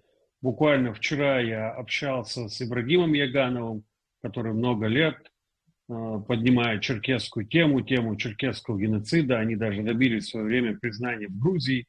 Сейчас они пытаются добиться признания в Украине. И я, наблюдая за тем черкесским национально-освободительным движением за границей, которое я вижу, мне кажется, что это была основной головной болью России еще с советских времен. И они все сделали для того, чтобы его максимально раздробить. Сегодня, насколько мне известно, какой-то единой черкесской силы, несмотря на то, что черкесы являются самым многочисленным народом Северного Кавказа, к сожалению, 90% этого народа находится в изгнании, но какой-то единой силы, которая бы выступала от имени всех черкесов, я не знаю. Но очень бы хотелось, чтобы она была, и они знали все. Можно пояснение сделать? Да, на фоне конечно. того, что Мухаммад сказал. Я, в принципе, могу объяснить, почему так вышло. Ты, Мухаммад, правильно подметил, что еще со времен развала Советского Союза, вот когда вот это национально-освободительное движение в целом на Кавказе началось, Россия именно вот не столько даже Чечней первое время, а сколько именно вот тему нашего народа пыталась замолчать. Потому что вот сейчас Зеленский насчет украинцев в России, вот когда он указ подписал, насчет Краснодарского края они побоялись даже сказать, чей он на самом деле. И, к сожалению, вот к большому несчастью нашего народа получилось так, что Советский Союз он сделал хуже, чем Российская империя, потому что у нас религию отняли. Народ, если бы в то время поумнее был бы, они бы в 5-м году поддержали бы Анзора Астемирова и Мусуму Кожева, да будет доволен ими Аллах. Да, слушай, тема черкесов, тема черкесов России упорно уничтожается. Мы помним, что они устроили во время этой Сочинской Олимпиады, которая на костях черкесов проходила. А в Украине тоже хватает, скажем так, не очень образованных людей, которые ходят, кричат, что Кубань – это Украина, потому что туда переселяли украинских запорожских казаков, хотя люди, которые разбираются в этом, они прекрасно знают, что Запорожскую сечь Екатерина разгромила, и этих казаков в кандалах гнали на Кубань. Просто это было насильственное переселение. И таких переселений в истории России, наверное, тысячи будут. И поэтому, да, черкесам, конечно же, придется пройти очень долгий путь. Я, правда, не знаю, если даже Россия развалится, мне всегда было интересно, черкесы, которые живут по всему миру, хоть какой-то процент их вернется обратно? Я думаю, что да. По крайней мере, Иншаллах. по крайней мере, те черкесы, что находятся на территории Шама, вот я с ними пересекался в жизни. Среди них реально вот есть большая группа, которые хотят вернуться. Те же черкесы Америки тоже хотят, в Европе кто живет. Ну, в Турции там сложнее, потому что они по полной изменились. Внешне-то они еще черкесы, но внутренне они уже не черкесы.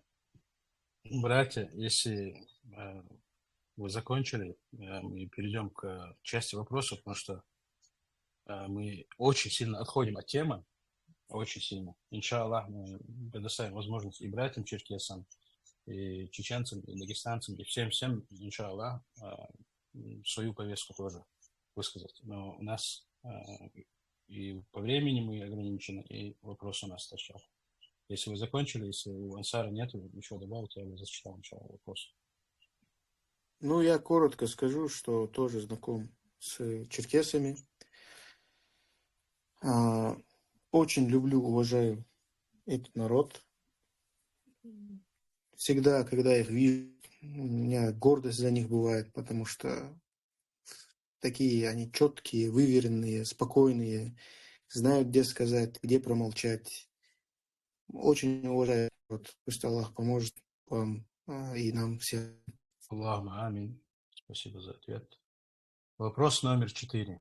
Считаете ли вы, что отсутствие практики в шариате более чем на 100 лет является предметом животного страха людей?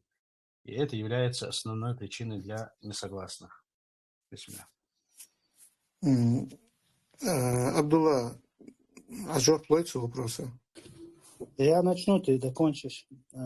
Животный страх является ли? Ну, конечно, Русня хорошо поработал, в общем, на Кавказе, со всеми народами, чтобы этот животный страх был.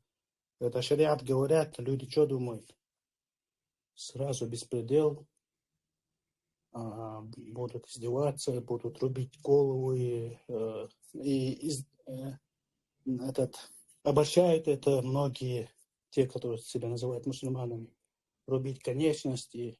В шариате есть этот хукм. Кто заслуживает, чтобы ему руку отрубили или голову отрубили, ему по шариату отрубают. Но там есть много нюансов, где ученые ислама, которые смотрят, при каких обстоятельствах, кто что сделал. И я думаю, это надо, чтобы у нас были люди с сознаниями и объясняли это. Почему, когда нам навязывали коммунизм или демократию, никто ничего не спрашивал народов, вам нужно это или нет. И когда мусульмане говорят про шариат, они шарахаются. Их подготовили к этому. Сегодня мы же видим, что творится в нашей республике, например, в Алайче. Когда муджахиды были, народ же помнит, в каком состоянии мы были. И сегодня мы видим, как наркомания, проституция и всякая грязь, как заносят, заносили начали русня на Кавказ в общем. И то, что у нас в республике творится. Почему? Я помню лично сам, даже люди, которые вообще далекие были от шариата, не знают, что такое шариат, когда их, например, им делали зулим, они говорили, мы обратимся к муджахидам, и вас быстро успокоят. И пугали их муджахидами. Но сегодня у нас сил мало. Муджахидов как ни стало, мы видели, как они начали бесчинствовать.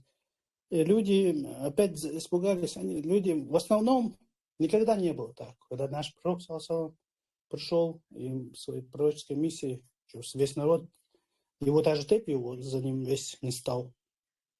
Это всегда так было. И для этого что делал пророк? Дават делал. И мы должны увещевать, говорить, подготавливать людей. Но без меча ничего не получится. Пророк, если это без меча получилось бы, то наш пророк это сделал по первую очередь. Салаллаху алейхи. Дополни, Асар. Джазакаллаху хайран. Да, ты правильно все говоришь. На самом деле это наиграно все, это большой мыльный пузырь о том, что шариат налево-направо рубит голову, руки и так далее. Если бы это было бы так, мы можем посмотреть исламскую историю, где те самые сотни тысяч людей без рук, без конечностей, инвалиды, где эти люди все? Понятное дело, что это все государственное устройство, а если говорить, то есть государственное устройство как система, а не как беспредел. Если мы посмотрим сегодня, Китай казнит в год более 1000 человек. Китай казнит. Это же не шутка. В Америке людей на электрическом стуле жарят, скажем так, убивают и так далее. То есть эти практики, они существуют в мире и не как так называемых демократических, если Китай, коммунистических режимах. То есть здесь вопрос не в том, чтобы это справедливость или несправедливость. Вопрос в том, что как это подают людей. Но и тем не менее, если взять ингушей, и каждый, кто жил именно в Ингушетии, я за Ингушетию могу сказать, кто где жил, то страха перед шариатом я не наблюдал в Ингушетии. Я, наоборот, наблюдал, что каждый, у кого есть проблема, так или иначе обращался в шариатские суды. Большинство случаев обращались в шариатские суды по гражданским делам, так как уголовных шариатских судов у нас нет.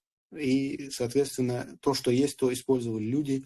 Абсолютно не боялись. Наоборот, больше, чем светские суды, обращаются ингуши на сегодняшний день, насколько я могу судить, насколько я видел, именно в шариатские суды. Так что такого страха нету. Страх есть перед беспределом, перед анархией. Он везде есть. В том числе у меня тоже этот страх есть. Не дай Аллах, чтобы так случилось, чтобы у нас был беспредел.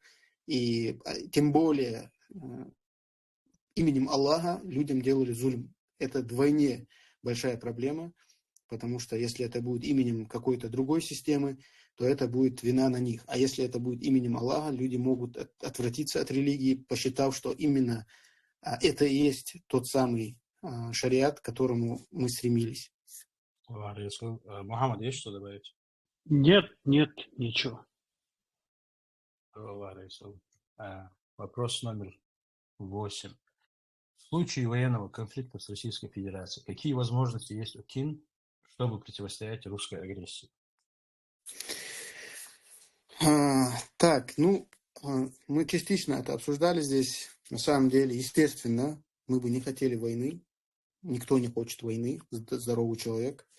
Для нас лучшей развязкой было бы, конечно, ослабление российского государства, как мы это говорили, где мы остались бы один на один с остатками русских бандформирований, таких как ФСБ, ЦП и прочие, а также с любителями русского сапога, коллаборантами. Вот именно при таком исходе у нас было бы, я думаю, достаточно сил и возможностей дозволения Аллаха, чтобы взять в руки свою страну.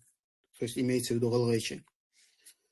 Если говорить о том, что вот новая власть России вдруг решит напасть на отделившиеся субъекты, то, иншаллах, я думаю, это будет нереально. Я надеюсь, что это будет нереально, так как таких субъектов будет достаточно много. Как говорится, всех не удержишь. Аллаху известно лучше, Аллаху алям. Вот что я могу ответить на этот вопрос. Но в целом, конечно же, не хотелось бы нам, чтобы мы остались один на один со своим врагом, и наш народ пострадал. Но и тем не менее, это не значит, что мы должны сидеть сложа руки и ничего не делать. Здесь очень тонкая грань, потому что некоторые начинают говорить, если ты говоришь так, некоторые более радикально настроенные, скажем, в кавычках, братья начинают говорить, без меча не получится. Да, мы это прекрасно понимаем. Вопрос в том, что, вот, как говорится, дай мне точку опору, как говорится, да, я переверну весь мир. То есть здесь вопрос в том, чтобы именно найти самую точку, ахиллесову пяту, вот в нужный момент использовать эту силу и подвести нашего врага именно в такой ситуации, когда он сделает много ошибок, тем самым ускорит свой развал. Здесь комплексная работа, а не работа, мы сейчас ожидаем, здесь демагогию развели и будем ждать, пока все развалится, а потом придем и будем править. Речь не об этом. Речь о том, что здесь комплексный подход. А если мы говорим военное, здесь РФ и Ингушетия, ну, конечно же, мы понимаем, что здесь силы абсолютно не равны. Поэтому говорить о том, что вы подготовили против Российской Федерации, иншаллах, в первую очередь надежда на Аллаха у нас, а дальше, конечно же, мы готовимся и будем готовиться настолько, насколько мы можем. Пусть Аллах поможет нам в этом. Может Абдулла или Мухаммад добавить, если есть что-то. Нет, в принципе, нечего добавить. Все по делу. Насчет информационной работы, из многих братьев тоже я слышал, что информационную работу от братьев, которых я знаю лично, слышал, что мало работы туда-сюда. Информационная работа, она очень важна. Да, спора нет. Но с информационной работой рядом должно сопровождаться дела. Например, информационную войну выиграли мы, не выиграли ее сегодня, никакой значимости она не имеет. Сегодня весь так называемый в кавычках цивилизованный мир это показал. Сегодня в Газе что творят. И информационную войну выиграли палестинцы. Но от этого меньше детей и меньше zulma стало от палестинцев. Нет, конечно. Она не станет, пока мусульмане все не встанут и не помогут Газе. Информационную войну я лично одного только человека знаю, который выиграл эту войну против Русни. И, ну, конечно, он выиграл как? Потому что он сопровождал воинов в Чечне, муджахидов. Они выигрывали, и он выиграл эту информационную войну. Это Мавлади Удугов. Я думаю, никто с ним тягаться пока не дорос. Это мое личное мнение. Алхамдулилlah, он есть, этот архив. Он много чего именно про Кавказ знает. И было бы хорошо бы, если он нас слышит, чтобы он историю, он хорошо, как он историк, он тоже вылаживал ее на свой сайт и сделал бы какой-нибудь канал. И я к чему это говорю? Информационная война. Информационную войну мы ведем так, сколько у нас есть силы, сколько у нас возможностей есть. И информационная, и работа с народом, я думаю, очень хорошо справляется Тариф. Пусть Аллах ему поможет, и пусть, чем я о нем думаю, он стал лучше. Я все сказал.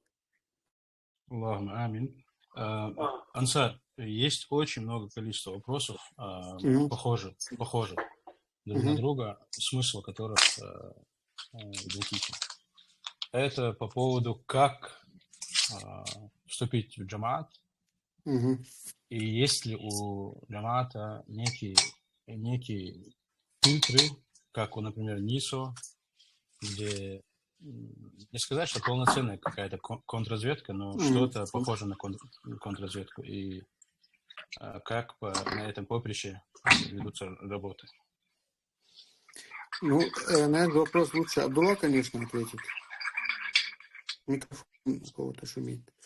На Абдулла лучше ответить. Я то, что скажу. Да, есть структуры, которые занимаются именно скажем, контрразведкой, да, если громко звучит, но другого слова нету, которое заменяет это.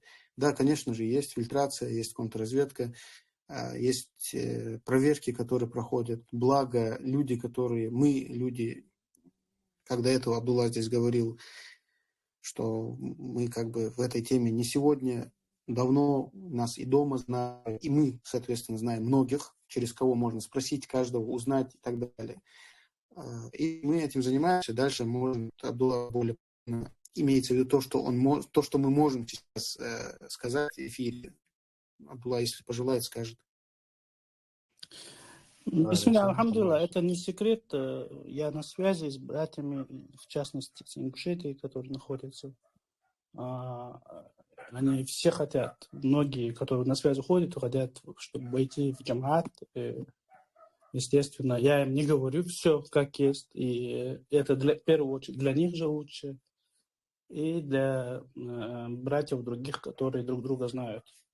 И алхамдулилла, работа ведется, сколько структур, сколько джамаатов, сколько людей собрали.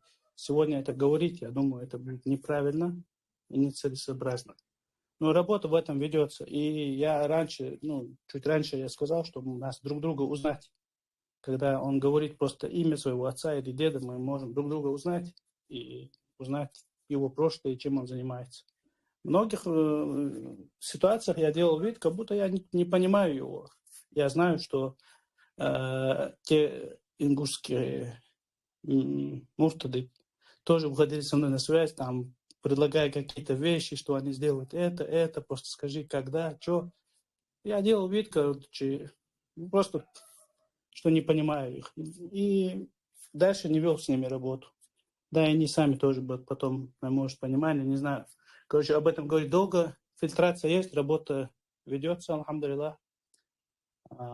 И после карбалатских событий тоже начали кафиры, когда недооценивать кафира, врага, это тоже нельзя. Но переоценивать это еще хуже. Почему? Потому что мы, например, в Русне есть спецслужбы, ФСБ так называемые. Все хвалят, что они чуть ли все знают, где ты живешь, как ты дышишь. Такие страшные смс-ки они мне писали, короче, что они знают, где я нахожусь, делаю ремеди. Мы пришлем самолет, убьем. Ты в Турцию придешь, мы там тебя запросим, тебя депортируют. Всякую чушь писали. Если бы они, как их люди превозносят, этот ФСБ, могли бы, они бы давно бы с нами со всеми бы расправились. Они даже не могут так называемый теракт нормально сделать. Например, в 1999 году, когда в Волгодонске, Москве, когда они взрывы сделали, они облажались же. И их бывший сотрудник Александр, как его фамилия была, забыл я, который в Лондоне убили. Литвиненко, да, он рассказал, как они работают. Они обычные люди, просто у них есть ресурсы, деньги. В некоторых странах у них есть какие-то рычаги давления. Больше ничего у них нету. Не надо их бояться. И путь решения проблем – это джихад на пути Аллаха. Больше ничего. Я от тем отклонился. В общем, работа ведется. И есть такие вещи, которые я не могу просто их говорить. Почему? Потому что не для меня это безопасно, а для дома, которые братья. Пускай у них есть контакт со мной, они могут со мной на связь выходить. Например, если кто находится за рубежом, пускай связывается за рубежом, с кем надо, с Ансаром, с Мухаммадом, пускай связываются и работают. А те, которые находятся непосредственно в республике, они со мной на связь уходят, и мы какую-то работу ведем, алхамдулилlah. И скоро я объясню, какую работу ведем, и не буду говорить пламенные речи, которые мы скоро там всех порвем, всех убьем. У нас не такая задача. У нас задача большая, и работы очень много. Терпение, братья, терпение. У меня есть что добавить. Да, мам. Хазу. Тахан информационный, Бог да убизи ахцар. Высокие оценки меня Абдулла Аги, конечно, радуют, но на самом деле ситуация тяжелая, потому что я знаю точно, что в Ингушетии есть огромное количество прекрасно пишущих людей, которые находятся непосредственно там, и они могут присылать материалы абсолютно анонимно. Абсолютно анонимно могут присылать хорошие материалы, которые мы бы с удовольствием размещали. Нам это нужно. Я не знаю, где сейчас Нисан Линч, был такой очень хороший автор на Ингушетия.ру. Я не знаю, где Ингушетия 06 и другие хорошие. Я их не знаю, имен этих людей. Я не знаю, кто эти люди, но писали они очень хорошо. Если бы эти люди сегодня подключились, они другие начали бы писать, потому что все хотят какой-то информационной войны, все хотят какой-то информации, но рассчитывать на кого-то, неважно, комитет это, не комитет, я считаю неправильно, поэтому я призываю всех тех, кто умеет и может писать, присылайте. Присылайте, будем публиковать, будем вместе работать. Аллах Бог любит нас. Аллах Ресул. По поводу, то, что сказал Мухаммад, я добавлю то, что я относительно новый человек в джамаате. И по себе знаю, что с ансаром лично на связь выйти, это как бы не составляет труда. Но фильтрация кадров, она имеется. Я бы оценил высшим баллом. Аллаху алям. Аллах знает лучше. Теперь переходим к устным вопросам. Аллайче, брат, есть у тебя вопрос? Ассаламу алейкум ва рахматуллахи ва баракату. والتيب والسيستم فاضل تحيو момент مش هذا المخليس هذا наоборот نقص الخلوص но именно выслугана да вердажи اسمه حماس اسمه كوس именно по тейпу Вопрос до конца не ясен, имеется в виду фахет. В каком смысле фахет? Ансар, насколько я его понял, он имеет в виду, есть суфисты, есть другой лагерь, и между ними ведется некий спор. Что вы думаете по этому поводу? Ну, это плохо. Хотелось бы, чтобы этого не было, и все пришли к Корану и Сунне. Что тут сказать еще? Что касается тейповой системы, ну, она есть, ее сейчас ты не разрушишь, и разрушать ее не нужно. Да, в ней есть огромное количество плюсов, также есть минусы. Минусы консервации, потому что общество не развивается, когда оно стремится к консервации одновременно. Но в то же время эта консервация, она сохраняет нас как этнос, как народ. И то, что сегодня вот этот гнет в виде русского ига, которое пытается нас ассимилировать, впитать, растворить, а именно вот этот вот фактор, я считаю, не позволяет в том числе этому случиться. Поэтому я думаю, это милость Аллаха, то, что с одной стороны мы сохранились именно вот в таком вот поворотливом промежуточном этапе, как тейповая система, но эта же тейповая система, как я сказал, по милости Аллаха, не позволяет нам именно на данном этапе раствориться. Иншаллах, когда мы обретем независимость, тогда, если мы будем дальше двигаться в таком же русле в тейповой системе, конечно, из этого государства не получится, от этого придется постепенно отходить и превращать это не уничтожать, а просто оставлять это как наш национальный фактор, как у арабов он остался, мы знаем, тейповая система и так далее, она существует, но клановость, именно наш клан лучше, ваш клан хуже, вот это категорически недопустимо. Элитарность внутри нашего общества, когда мы будем, там, скажем так, вот эти ресурсы наши, а вот это ваши, шамажи, вы хули, пан чаваши адемны, мог ваш достуй. Аллах лордолды цахама. В принципе, коротко, если я понял, об этом была речь. Баракаллаху фик, Ансар. Абдулла и Мухаммад, есть у вас что добавить? Нет, нету. Хамда, сказал. Все, Аллах Ресул. Абу Саад, Саама Дарас. Абу Саад, что саат? Дадиандве уже эфире дол. Я хлужлахтен хет, шанс последний вопрос ответить. Да есть здесь водоровый эфир. Я юхья гелуш. У меня еще несколько вопросов, которые мы отфильтровали. Это основные вопросы, если можно, я зачитаю их, вы на них ответите. Или мне без разницы, Ансар, мне без разницы. Просто... уже они оглашены, давай ответим на них, только будем делать.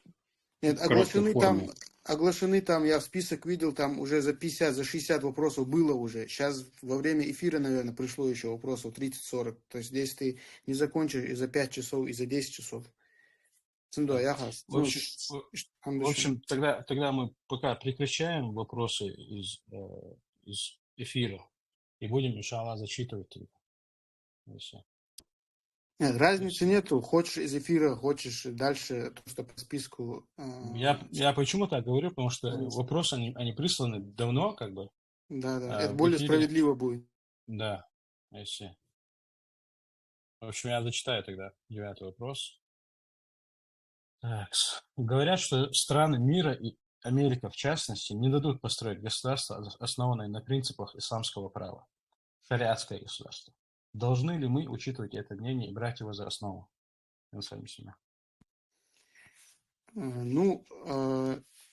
Я как человек, который, скажем так, долгое время нахожусь в определенных кругах, могу ответить чуть лозунгами, поэтому более объективно, я думаю, Мухаммад Тариев ответит на этот вопрос, потому что он с ними общался, я знаю, с политиками западными и работал именно по роду деятельности, имеется в виду, сталкивался с ними, общался. Поэтому, я думаю, он пусть начнет ответить на этот вопрос. Люди, задающие этот вопрос, мне кажется, немножко странными, потому что основными, скажем так, торговыми партнерами Запада являются Катар, Саудовская Аравия, Арабские Эмираты, где абсолютно узаконено шариатское право, и ни у кого это не вызывает вопросов. Почему кто-то думает, что кто-то кому-то в мире что-то будет запрещать, мне довольно странно. Потому что мир заинтересован в выгоде и безопасности. Именно поэтому Россия никогда в нем не уживется, потому что ее никогда не волновала выгода, ее волновало величие, ее никогда не волновала безопасность, она постоянно затевала какие-то первую, вторую, там, все войны. Она за свою историю вела более 1000 войн. Поэтому, если сегодня в Ингушетии мы собираемся установить законы Всевышнего, и если мы обеспечиваем безопасность и экономическую связь, экономические нормальные отношения, то никому дела нет. Как до этого говорилось в этом эфире, в Китае делают это, в Соединенных Штатах казнят и там инъекциями и так далее, никто никому не лезет. Почему вот это присутствует у ингушей военмектор дать?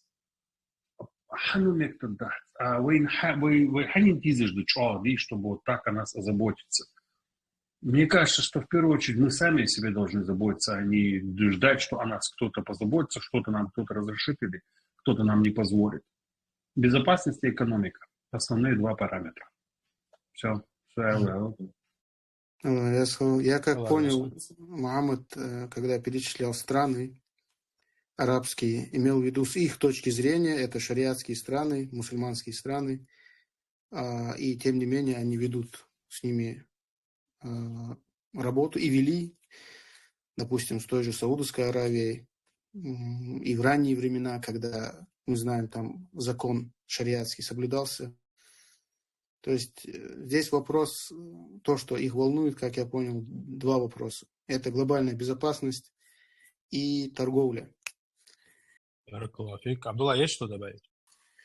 Нет, меня это мало волнует, какие страны будут довольны нами, не будут довольны нами, короче. Я тоже многим недоволен. Когда мы хотим жить по Божьим законам, и человек его недоволен, что с ними? И все. Мы не вышли, чтобы кого-то радовать. Если мы вышли на эту дорогу кого-то радовать, я, наверное, в первую очередь свою маму радовал.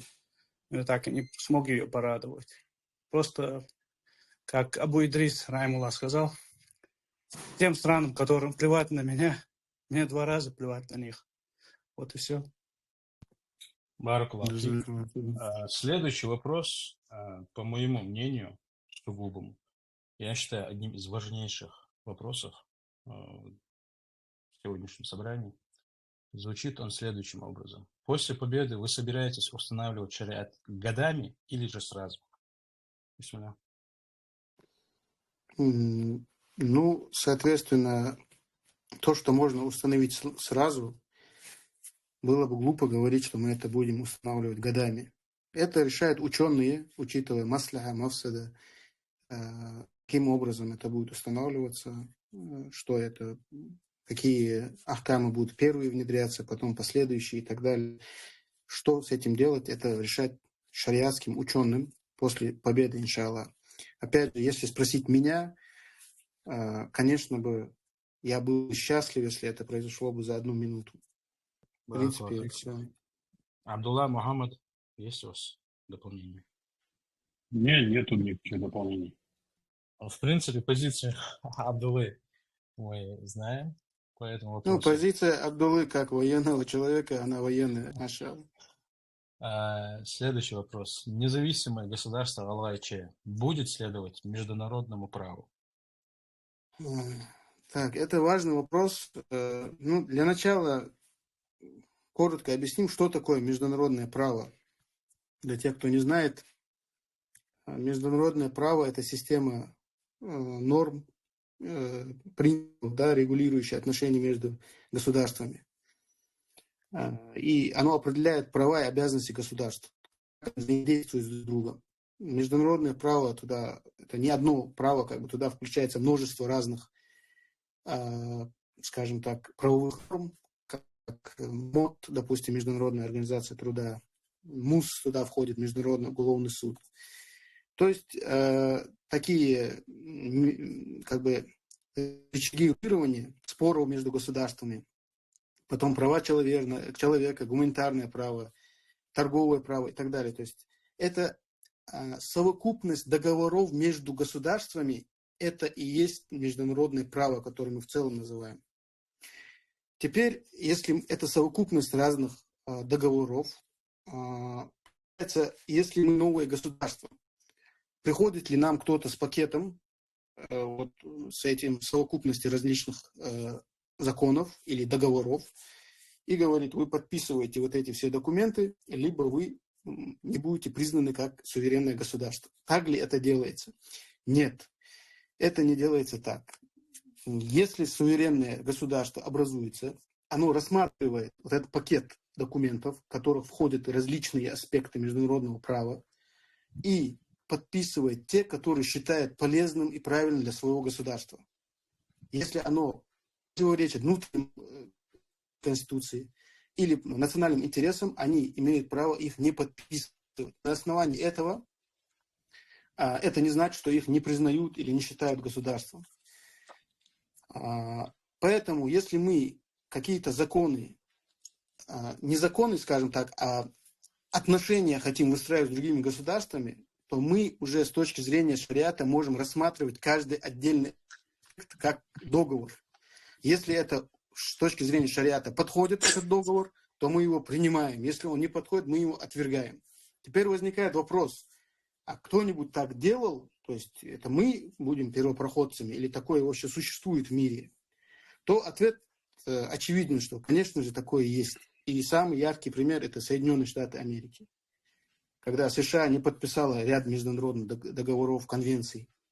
И основной из них – это противопехотные мины, которые они не подписали и отказываются их уничтожить и используют на войнах. Также яркий пример – Израиль. Не подписал конвенцию о защите, не подписал конвенцию о производстве и распространении химического оружия.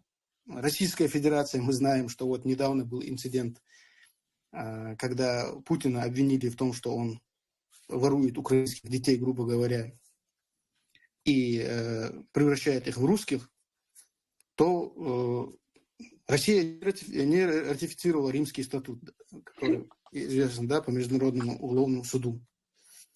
Таких примеров много. Северная Корея, как мы знаем, вообще международное право как бы ни во что не ставить. Судан, который МУС не признает. Туркменистан, который не признает это трудовое законодательство международное. То есть этих примеров много, поэтому нужно понимать, как это работает для того, чтобы разобраться с этим. Опять же, братья, я говорю всем, кто нас слышит, особенно молодежи, которые вот такие вопросы задают и пытаются разобраться, как это будет. Все, что я здесь говорю, все эти законы, все вот эти дадут нам, не дадут и так далее, все это не стоит ничего. Если мы построим свое государство, то есть если народ построит свое государство, то никуда они от этого не денутся. Им придется выстраивать отношения с нами. Если мы будем как бы в меньшинстве маргиналами, какой-то группой, которые войну ведут и так далее, да, конечно, они из себе выгодных выберут, их поддержат против нас. Это очевидно. Но если мы сможем, большинство народа сможем собраться и объявить о том, что мы хотим жить вот так, иншаллах, с дозволения Аллаха, это возможно. То есть, если бы мы не надеялись на это и не верили бы в это, то не было бы смысла, наверное, это начинать. Но в целом, в любом случае, Аллах нам вменил в обязанности сражаться против оккупантов и защищать свои земли и территории. И, иншаллах, как мы можем, мы этим занимаемся. Если мы не можем сейчас, мы готовимся. То есть два периода есть в этом состоянии у нас. Либо мы готовимся, либо мы сражаемся. Иншаллах. Остальное результат от Аллаха. В принципе, все. Я думаю, я подробно ответил на этот вопрос. Баракалафик. Мухаммад, Абдулла, есть вам что добавить? Нет, ничего нет. Но все Нет, ничего нет. Тогда мы продолжим зачитывать вопросы. Вопрос номер 11. Какие рамки, запрещенные в шариате, кин позволит себе переступить в случае необходимости? Какая необходимость, человек не пишет. Ну, я знаю, в принципе, эти разговоры, я слышал это, что где-то кто-то наводил на ветер, что мы якобы пользуемся впереди шариата и так далее. Это абсолютный бред. И человек, который распространяет эти слухи или какие-то разговоры ведет, пусть Аллах наставит его или сломает ему хребет, если он не остановится. Конечно, это глупость. Я не знаю того человека, который надеется на милость Аллаха, и в то же время идет против закона Аллаха. То есть это было бы глупо, неправильно. Конечно, я говорю сейчас о фундаментальных вещах, вопросах таухида. Это то, что мы ни в коем случае не будем как-то играться с этим. Что касается второстепенных вопросов, это где есть место иджтихаду, имеется в виду, где есть моменты, то и там нет такого, что вот кто-то из членов шуры или ансар лично там решил, давайте так сделаем, и так, пусть так будет, это мой иджтихад. Там такого тоже нету. У нас есть шариатская шура, с которой мы советуемся, поднимаем вопрос и двигаемся в этом направлении. В принципе, это ответ на вопрос. Баракаллаху фик. Мухаммад, Абдулла, есть что добавить? Я чуть добавлю. Например, те, кто говорят, есть такие вопросы, где мы можем пришагнуть там один закон шариата. И нет, все законы мы обязаны соблюдать Аллаха. Это раз.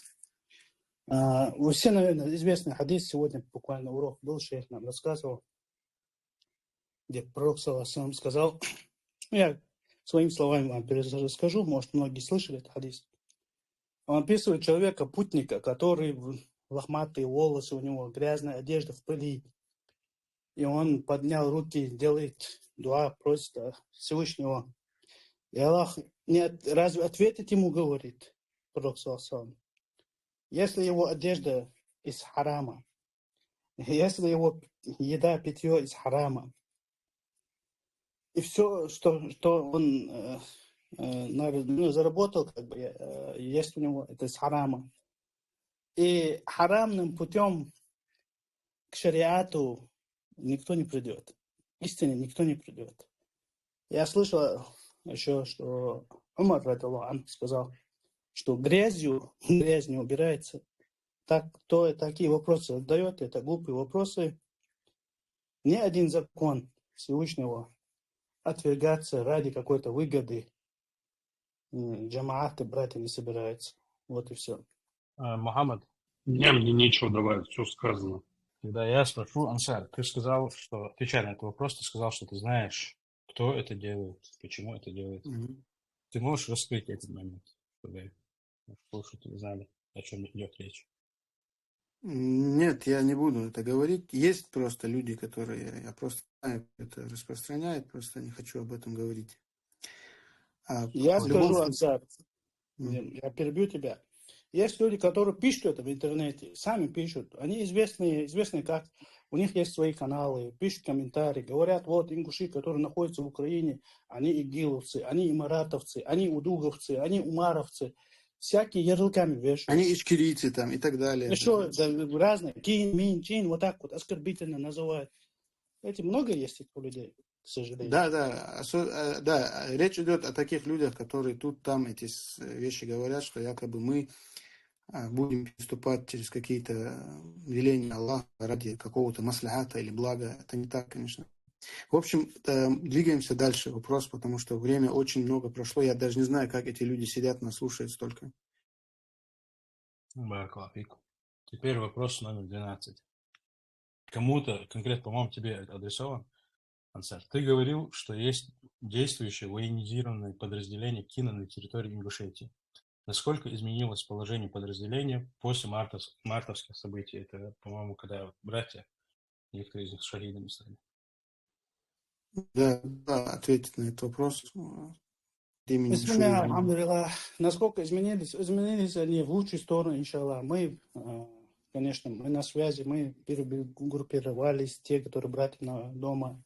Насчет маскировки, как двигаться дальше, схроны, как надо действовать. Например, какие братья в Карбулаке, которые были, допустили ошибки тактики, военной тактики. Мы не говорим не религиозные ошибки, а именно тактики, что они чуть расслабились, и кафиры вот это спалили их место, наше положение и напали на них. Чтобы такого вещи не повторялось, мы это с братьями и с Ингушетией братьями обсуждали, и здесь, чтобы не повторилось этого. Наоборот, улучшилось. Ну, сегодня я не буду говорить, что как мы это улучшили и как это сделали, потому что кафир слушает. Война – это хитрость, как сказал пророк. Все.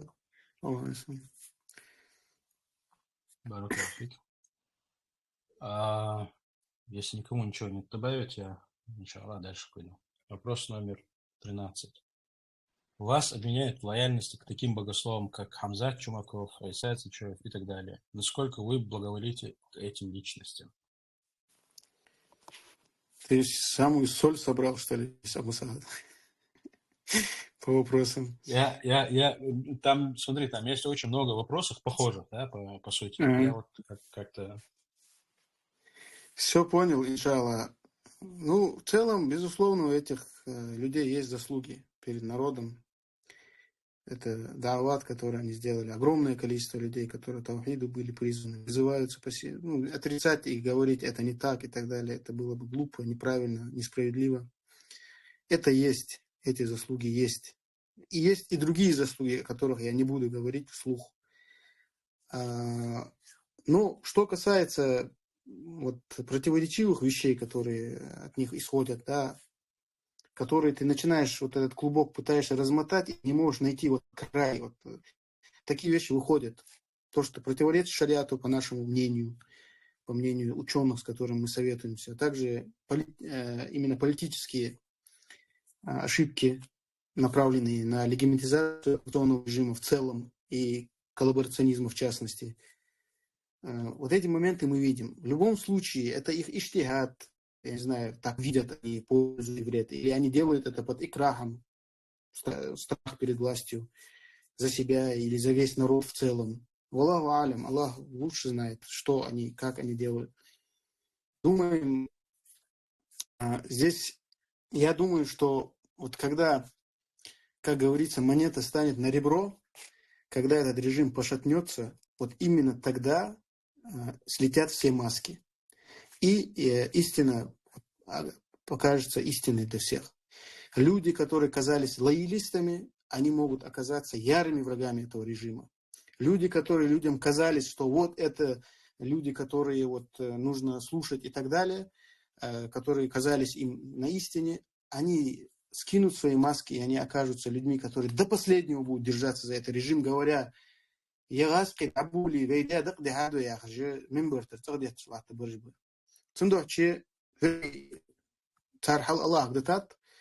думаю, мы скоро узнаем, иншаллах, кто чего стоит, кто о чем. В принципе, это мой ответ. Ансар, там вопрос был, то, что они говорят, утверждают якобы, не вопрос, да, что КИН, Комитет ингушской независимости, да, лоялен и Сечучоеву, и Хамзату Чумакову. Я вам отвечаю. Да. Никому мы там из них не лояльны, и ни с кем мы не с ними не на связи. Да, да, совершенно верно. Мы не лояльны и не согласны с их тезисами, которые они озвучивают. И больше скажу, что именно здесь, я скажу именно с точки зрения политической точки зрения, не шариатской, потому что я не шариатский студент, хотя, естественно, есть понимание и для себя акида, которая у меня сформирована, то есть у меня есть четкое понимание для себя. Но я это не говорю именно о политической части, что с точки зрения политики, то, что они говорят, иногда у меня просто уши вянут просто. То, что они говорят, это невозможно слушать. Поэтому, конечно же, в этом мы абсолютно с ними не согласны и никакой связи с ними не имеем, поддержки тоже от них никакой для нас нет. Больше, может быть, даже в будущем они будут выражать негодование по отношению к нашей работе. Аллаху алям. Но, тем не менее, не забываем также мы о их каких-то хороших моментах. Так как мы упоминаем плохие моменты, мы то же самое, чтобы не оказаться в числе несправедливых, упоминаем и позитивные моменты. Теперь вопрос номер 14. Бытует мнение, что КИН не... Бытует мнение, что КИН не критикует коллаборантов, муртадов. Имеет ли это мнение право на жизнь? Нет, это глупость. Конечно, это абсурд. Как? Не знаю, как ответить на этот вопрос. В целом, мы в своих действиях исходим из общей политики и намеченной концепции. И если эта концепция не вписывается в чье-то понимание, кто-то считает, что мы там должны орать, кричать, там что-то делать, это не значит, что мы не знаем, к чему мы движемся и что мы делаем. У нас есть своя политическая повестка, концепция, и мы ее придерживаемся. Наша первостепенная задача – это спасти как можно больше людей. И у нас нет девиза, что каждая дозволенная кровь должна быть пролита. Наша задача, наоборот, уменьшить врага, как можно больше переманить на свою сторону. А те, которые упорствуют, те, которые идут до конца в этом пути, конечно же, они отправятся в джаханнам вместе со своими возлюбленными в этой жизни, то есть кафирами. Вместе с тем мы не оправдываем тех, кто находится в их рядах, и не говорим, что эти люди там наши братья и так далее. Нет, они наши враги. Если они оказываются на той стороне окопа, если идет стрельба, война, они погибают, умирают и уходят в ад вместе со своими хозяевами, если они успели перейти на светлую сторону, на сторону своего народа. Что тут еще сказать? В принципе, могу я добавить? Да, конечно могу. Ну, задающий этот вопрос, мы примерно понимаем, что и как. На самом деле десятки ингушских ресурсов работали на вот эти проблемы. Мы не работаем ни под заказ, мы не работаем против конкретно каких-то чиновников. Мы прекрасно понимаем, что эти чиновники сегодня есть, завтра нет. Когда мы выступаем против системы, против всей системы. Зачем нам заниматься какими-то отдельными чиновниками, когда мы говорим, что вся система порочна, что отмечать каждый год 31-ю, 25-ю годовщину этого закона о реабилитированных народов, которые просто плюнули в лицо, всем реабилитированным так называемым народом, что это позор, что стыд это все, это коррупция, все прочее. Но мы-то выступаем системно. Нет, от нас требуют, а системно говорят, да-да-да-ты, хачу, нарту, хожди, уху, ердяди, махмиюз, астаны, зершлан, глочкаери, уху, цигахи, турбуш, аилаятичин, морские квартиры, жьяхьека, морские квартиры и цалажу. Ну, хорошо, этим тоже занимались. Занимались бесконечно. Меняются эти люди просто легко, на раз-два. Сегодня открываешь новости, читаешь, что брата там президента Ингушей, кто там он, я не знаю, Климатов, кажется, что его брата взяли на хищениях и так далее. Что теперь надо сделать? Сказать русским, ердикватчан, сунвош сахам дежушан, сунвош, пенсию шлостежуян. Сидеть об этом говорить, что ли? И что? Ну, заберут Калиматова, пришлют другого. У них там полно этих. Зязиков могут вернуть, да кого угодно. Да и нас просто тянут вот в это болото люди, которым нужен конкретный хайп, и кажется, что вот тем самым мы выступаем за право народа на что-то. Не выступаем мы ни за какое право народа в том случае, если мы начинаем заниматься отдельными чиновниками. Все. Мухаммад Тариф что сказал, я помню, имам Шафи, по-моему, сказал, если у тебя есть цель, ты куда-то направился, и по пути тебе начали поставать собаки, лаять. И каждой лающей собаке, если ты будешь ее отгонять камнями, бить ее, у тебя это займет много уйма времени, и в итоге ты до цели не доберешься. И у нас цель, в общем, они большие цели. Не Калиматов, его брат, его сосед, его зять, короче, как он говорит. А когда конкретно какие-то большие события в Алгаче бывают, например, я высказывался, и каждого, как их хукум им по шариату идет, называл их своими именами. И эти видео и аудио есть. Хотя у некоторых людей на канале есть эти, где я высказывался, но все равно умудрились сказать, что Комитет ингушской независимости вообще не ведет работу с народом. А кто ведет? Кто ведет? Покажите работу, которую нас обвиняют, что не ведет работу. Я еще раз говорю. Да, и кто ведет работу, это Джамаат Нисо ведет со своим народом, с молодежью работу. Других я не знаю. Абдулла, работу ведет представитель Ингушетии в Ингушетии. И у нас есть там работники, да, которые ведут работу, которые, правда, никто не видит. Да. Потихоньку будем двигаться. И отвлекаться на них тоже мы не будем. Каждый говорит, каждое мнение. Сегодня свет отключат, интернет отключат, эти люди закончатся. Мы их не видели дома, ни на засаде не видели. Не видели, чтобы какое-то плохое дело они сделали кафером, муфтадом, этим, который нас канализировали, который нас оккупировали. Например, когда в 2010 году мою маму и мою сестру за утром, в день Идда, утром в 2010 году заскочили, мою мать и мою сестру забрали в Осетию. Единственный, кто об этом говорил, это был, я тогда даже не знал, Мухаммад Тариф был, который говорил, что похитили мою сестру. Это она не секрет, Айшат Гандарова и мать Амина Гандарова, их похитили, они были в Осетии, никто не знал, где они находятся после взрыва в Осетии. И когда мы работали в Галайче, например, убирали харамное, 2 раза предупреждали, на 3-й раз сжигали, который продает спиртное. Мы же все это видели, это же работу не инопланетяне делали, а ингушские муджахиды делали. И просто так ни у кого ни деньги не забирали. Если есть такие, пускай скажут, что его там обидели не по праву, не по шариату, там забрали, кого-то там похитили или деньги забрали, это было не по праву шариату. Пускай скажут, мы ответим, иншаллах, за это. Мы не вышли там просто так, чтобы кого-то напугать или кому-то праздник испортить. И вот я к чему это говорю? Когда мы работали, нам говорили, этот кафе почему мы не сожгли? А там больше водки продают, там женщинами гуляют, зина делают, сожгите. Потом братья сжигают, другие группы работали, муджахиды делают это.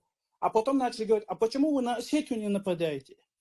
Все знают, именно Галгай, все знают. Ингуши, осетины, между нами навеки вражда. Почему? Мы как палестинцы и яхуды.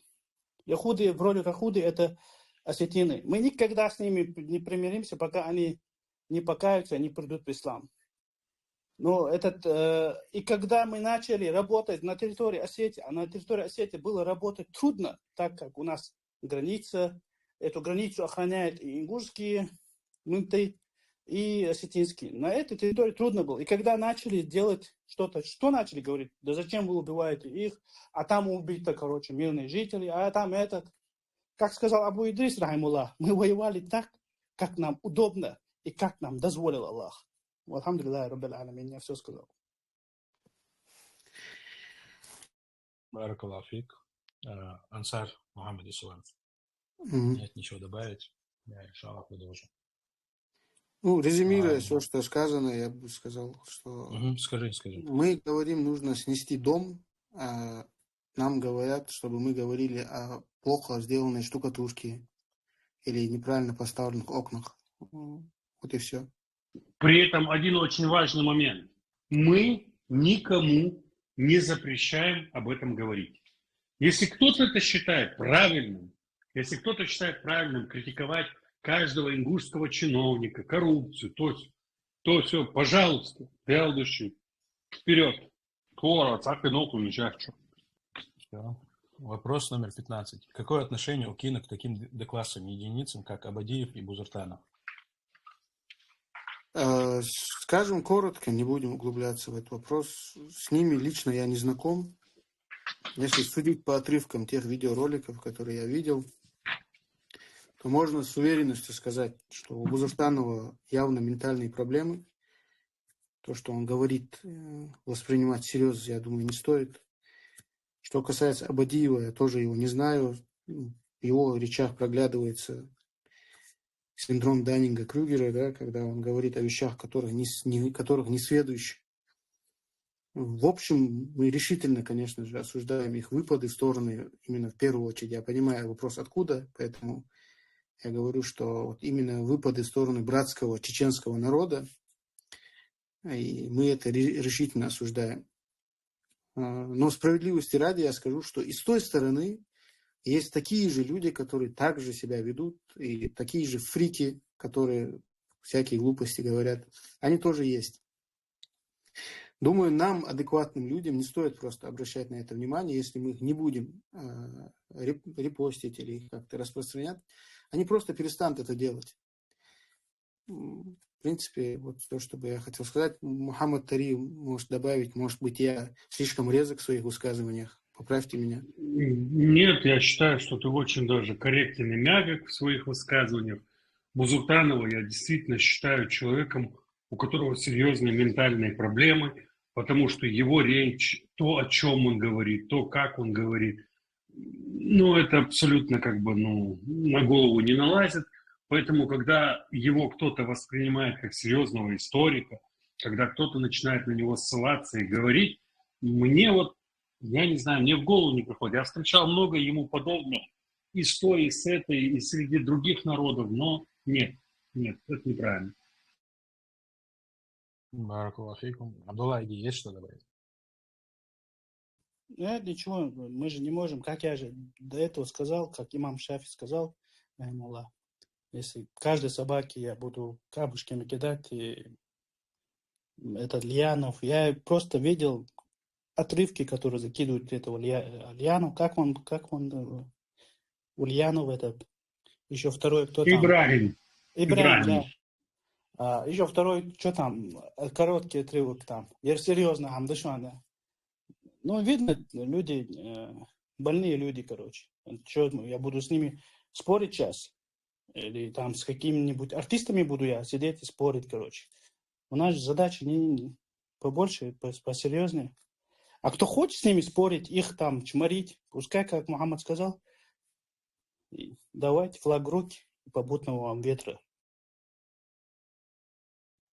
Я как понял, вы говорите, что они не от вас, вы не от них. Все понятно. Да, правильно. Вопрос номер 16. Нужна ли независимость самим ингушам? Я думаю, Абдулла ответит на этот вопрос. Независимость ингушам, мусульманам, она нужна как воздух. Почему? Потому что, чтобы мы не были рабами. Мы не хотим жить в рабстве. Например, Грузия отделилась. Они же не живут же, они не умерли же, то, что они отделились от Русни. Отделился Азербайджан. Они тоже не умерли, хотя в их дела, и дела в Грузии лезут от Русня. Но они живут независимо. И мусульманин, он обязан стремиться к независимости. Для чего? Для свободы. Молодежь, для вас я говорю, свобода это не то, что можно раздеться и делать на улице зина и пить спиртные напитки. Это не свобода. Это беспредел. Свобода это когда ты выполняешь приказы Аллаха, живешь по закону Аллаха. Вот это свобода. Для чего нам она нужна? Но в рабстве мы не сможем жить по закону Аллаха. Из-за этого мы должны выйти из рабства. Ингуши и в общем мусульмане обязаны выйти из рабства и быть независимыми. Ансар, Мухаммад, есть вам добавить? Да нету. Если мы не отзываемся, давай дальше идти уже действительно. 3-й час пошел. Хоздоц, Хуцух. Я буквально тогда еще 2 вопроса зачитаю, и иншаллах на этом завершим эфир. Вопрос 17. Почему Кин расстался с пресс-секретарем и Адамом Аушевым? Я считаю, что тоже актуальный вопрос. Просто разное понимание. Каждый занимается своей деятельностью. Адам Аушев с нами где-то, по-моему, 2-3 месяца был. И у нас разное понимание, видение, и он занимается своим делом, своей блогерской деятельностью. Я, честно сказать, не слежу, не знаю, чем он занимается. А Руслан тоже занимается своей блогерской деятельностью, и он видит по-другому. И считает, что он должен творчески развиваться. В принципе, вот и все. Поэтому оба они ушли из информационно-аналитического отдела, в котором находились. Все понятно. Вопрос номер 18. Когда говорят, что у нас нет силы для противостояния с Российской Федерацией, что ты можешь им ответить? Вопрос тебе адресован, Сар.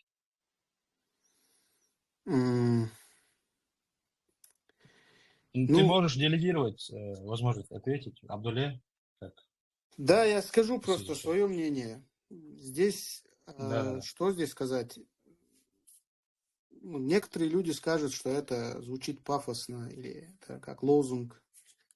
Но мы, как мусульмане верующие, мы можем только аятом Корана сказать, где Аллах в Коране говорит: «Кам мин фиатин калилатин галабат фиатан кафира биизниллах, валлаху ма'ас сабирин». Сколько было малых групп, которые побеждали большие группы по воле Аллаха. И Аллах с терпеливыми. Это наша обязанность бороться за свободу, и мы выполняем свой долг. Результат от Аллаха. Если мы будем справедливы, а справедливость – это основа, если мы не будем залимами, если мы не будем притеснителями, Аллах непременно дарует нам наместничество на земле. Когда я нам говорю, я не имею в виду конкретно себя, или нас, или кин. Имеется в виду тем, кто сражается за эту свободу. Аллах ее дарует этим людям, если они будут справедливы. И мы искренне надеемся, что Аллах нам поможет. И если мы недостойны, приведет более достойных, иншаллах, и наш народ обретет свободу. Баракаллаху фик. Абдулла, Мухаммад, есть что добавить? Нечего добавить. Все правильно он сказал. Я, пользуясь случаем, скажу: тот, кто хочет быть шейхом исламом, полководцем, как Нурдин Зинки или Салахуддин Аюби, или знает военную тактику хорошо, как надо Кавказ освободить, как надо республику освобождать. Я говорю, будь им, но не на словах просто гр-гр-гр делать. Просто когда дела надо делать, я не видел. Ну, может, я не везде все видел, но у вас не бывает на делах. Просто вы говорите, что надо делать. Все знают, что как надо правильно делать. Делайте, действуйте. И, например, Есть комитет ингушской независимости. Чем мы занимаемся, чему мы стремимся, здесь, по-моему, внятно, четко все объяснили.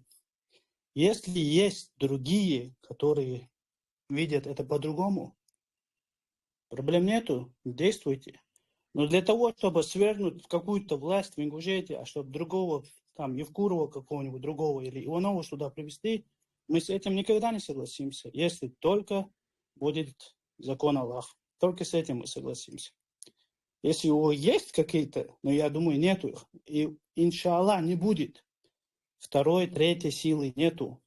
Есть братья, которые один джамаат, который работает.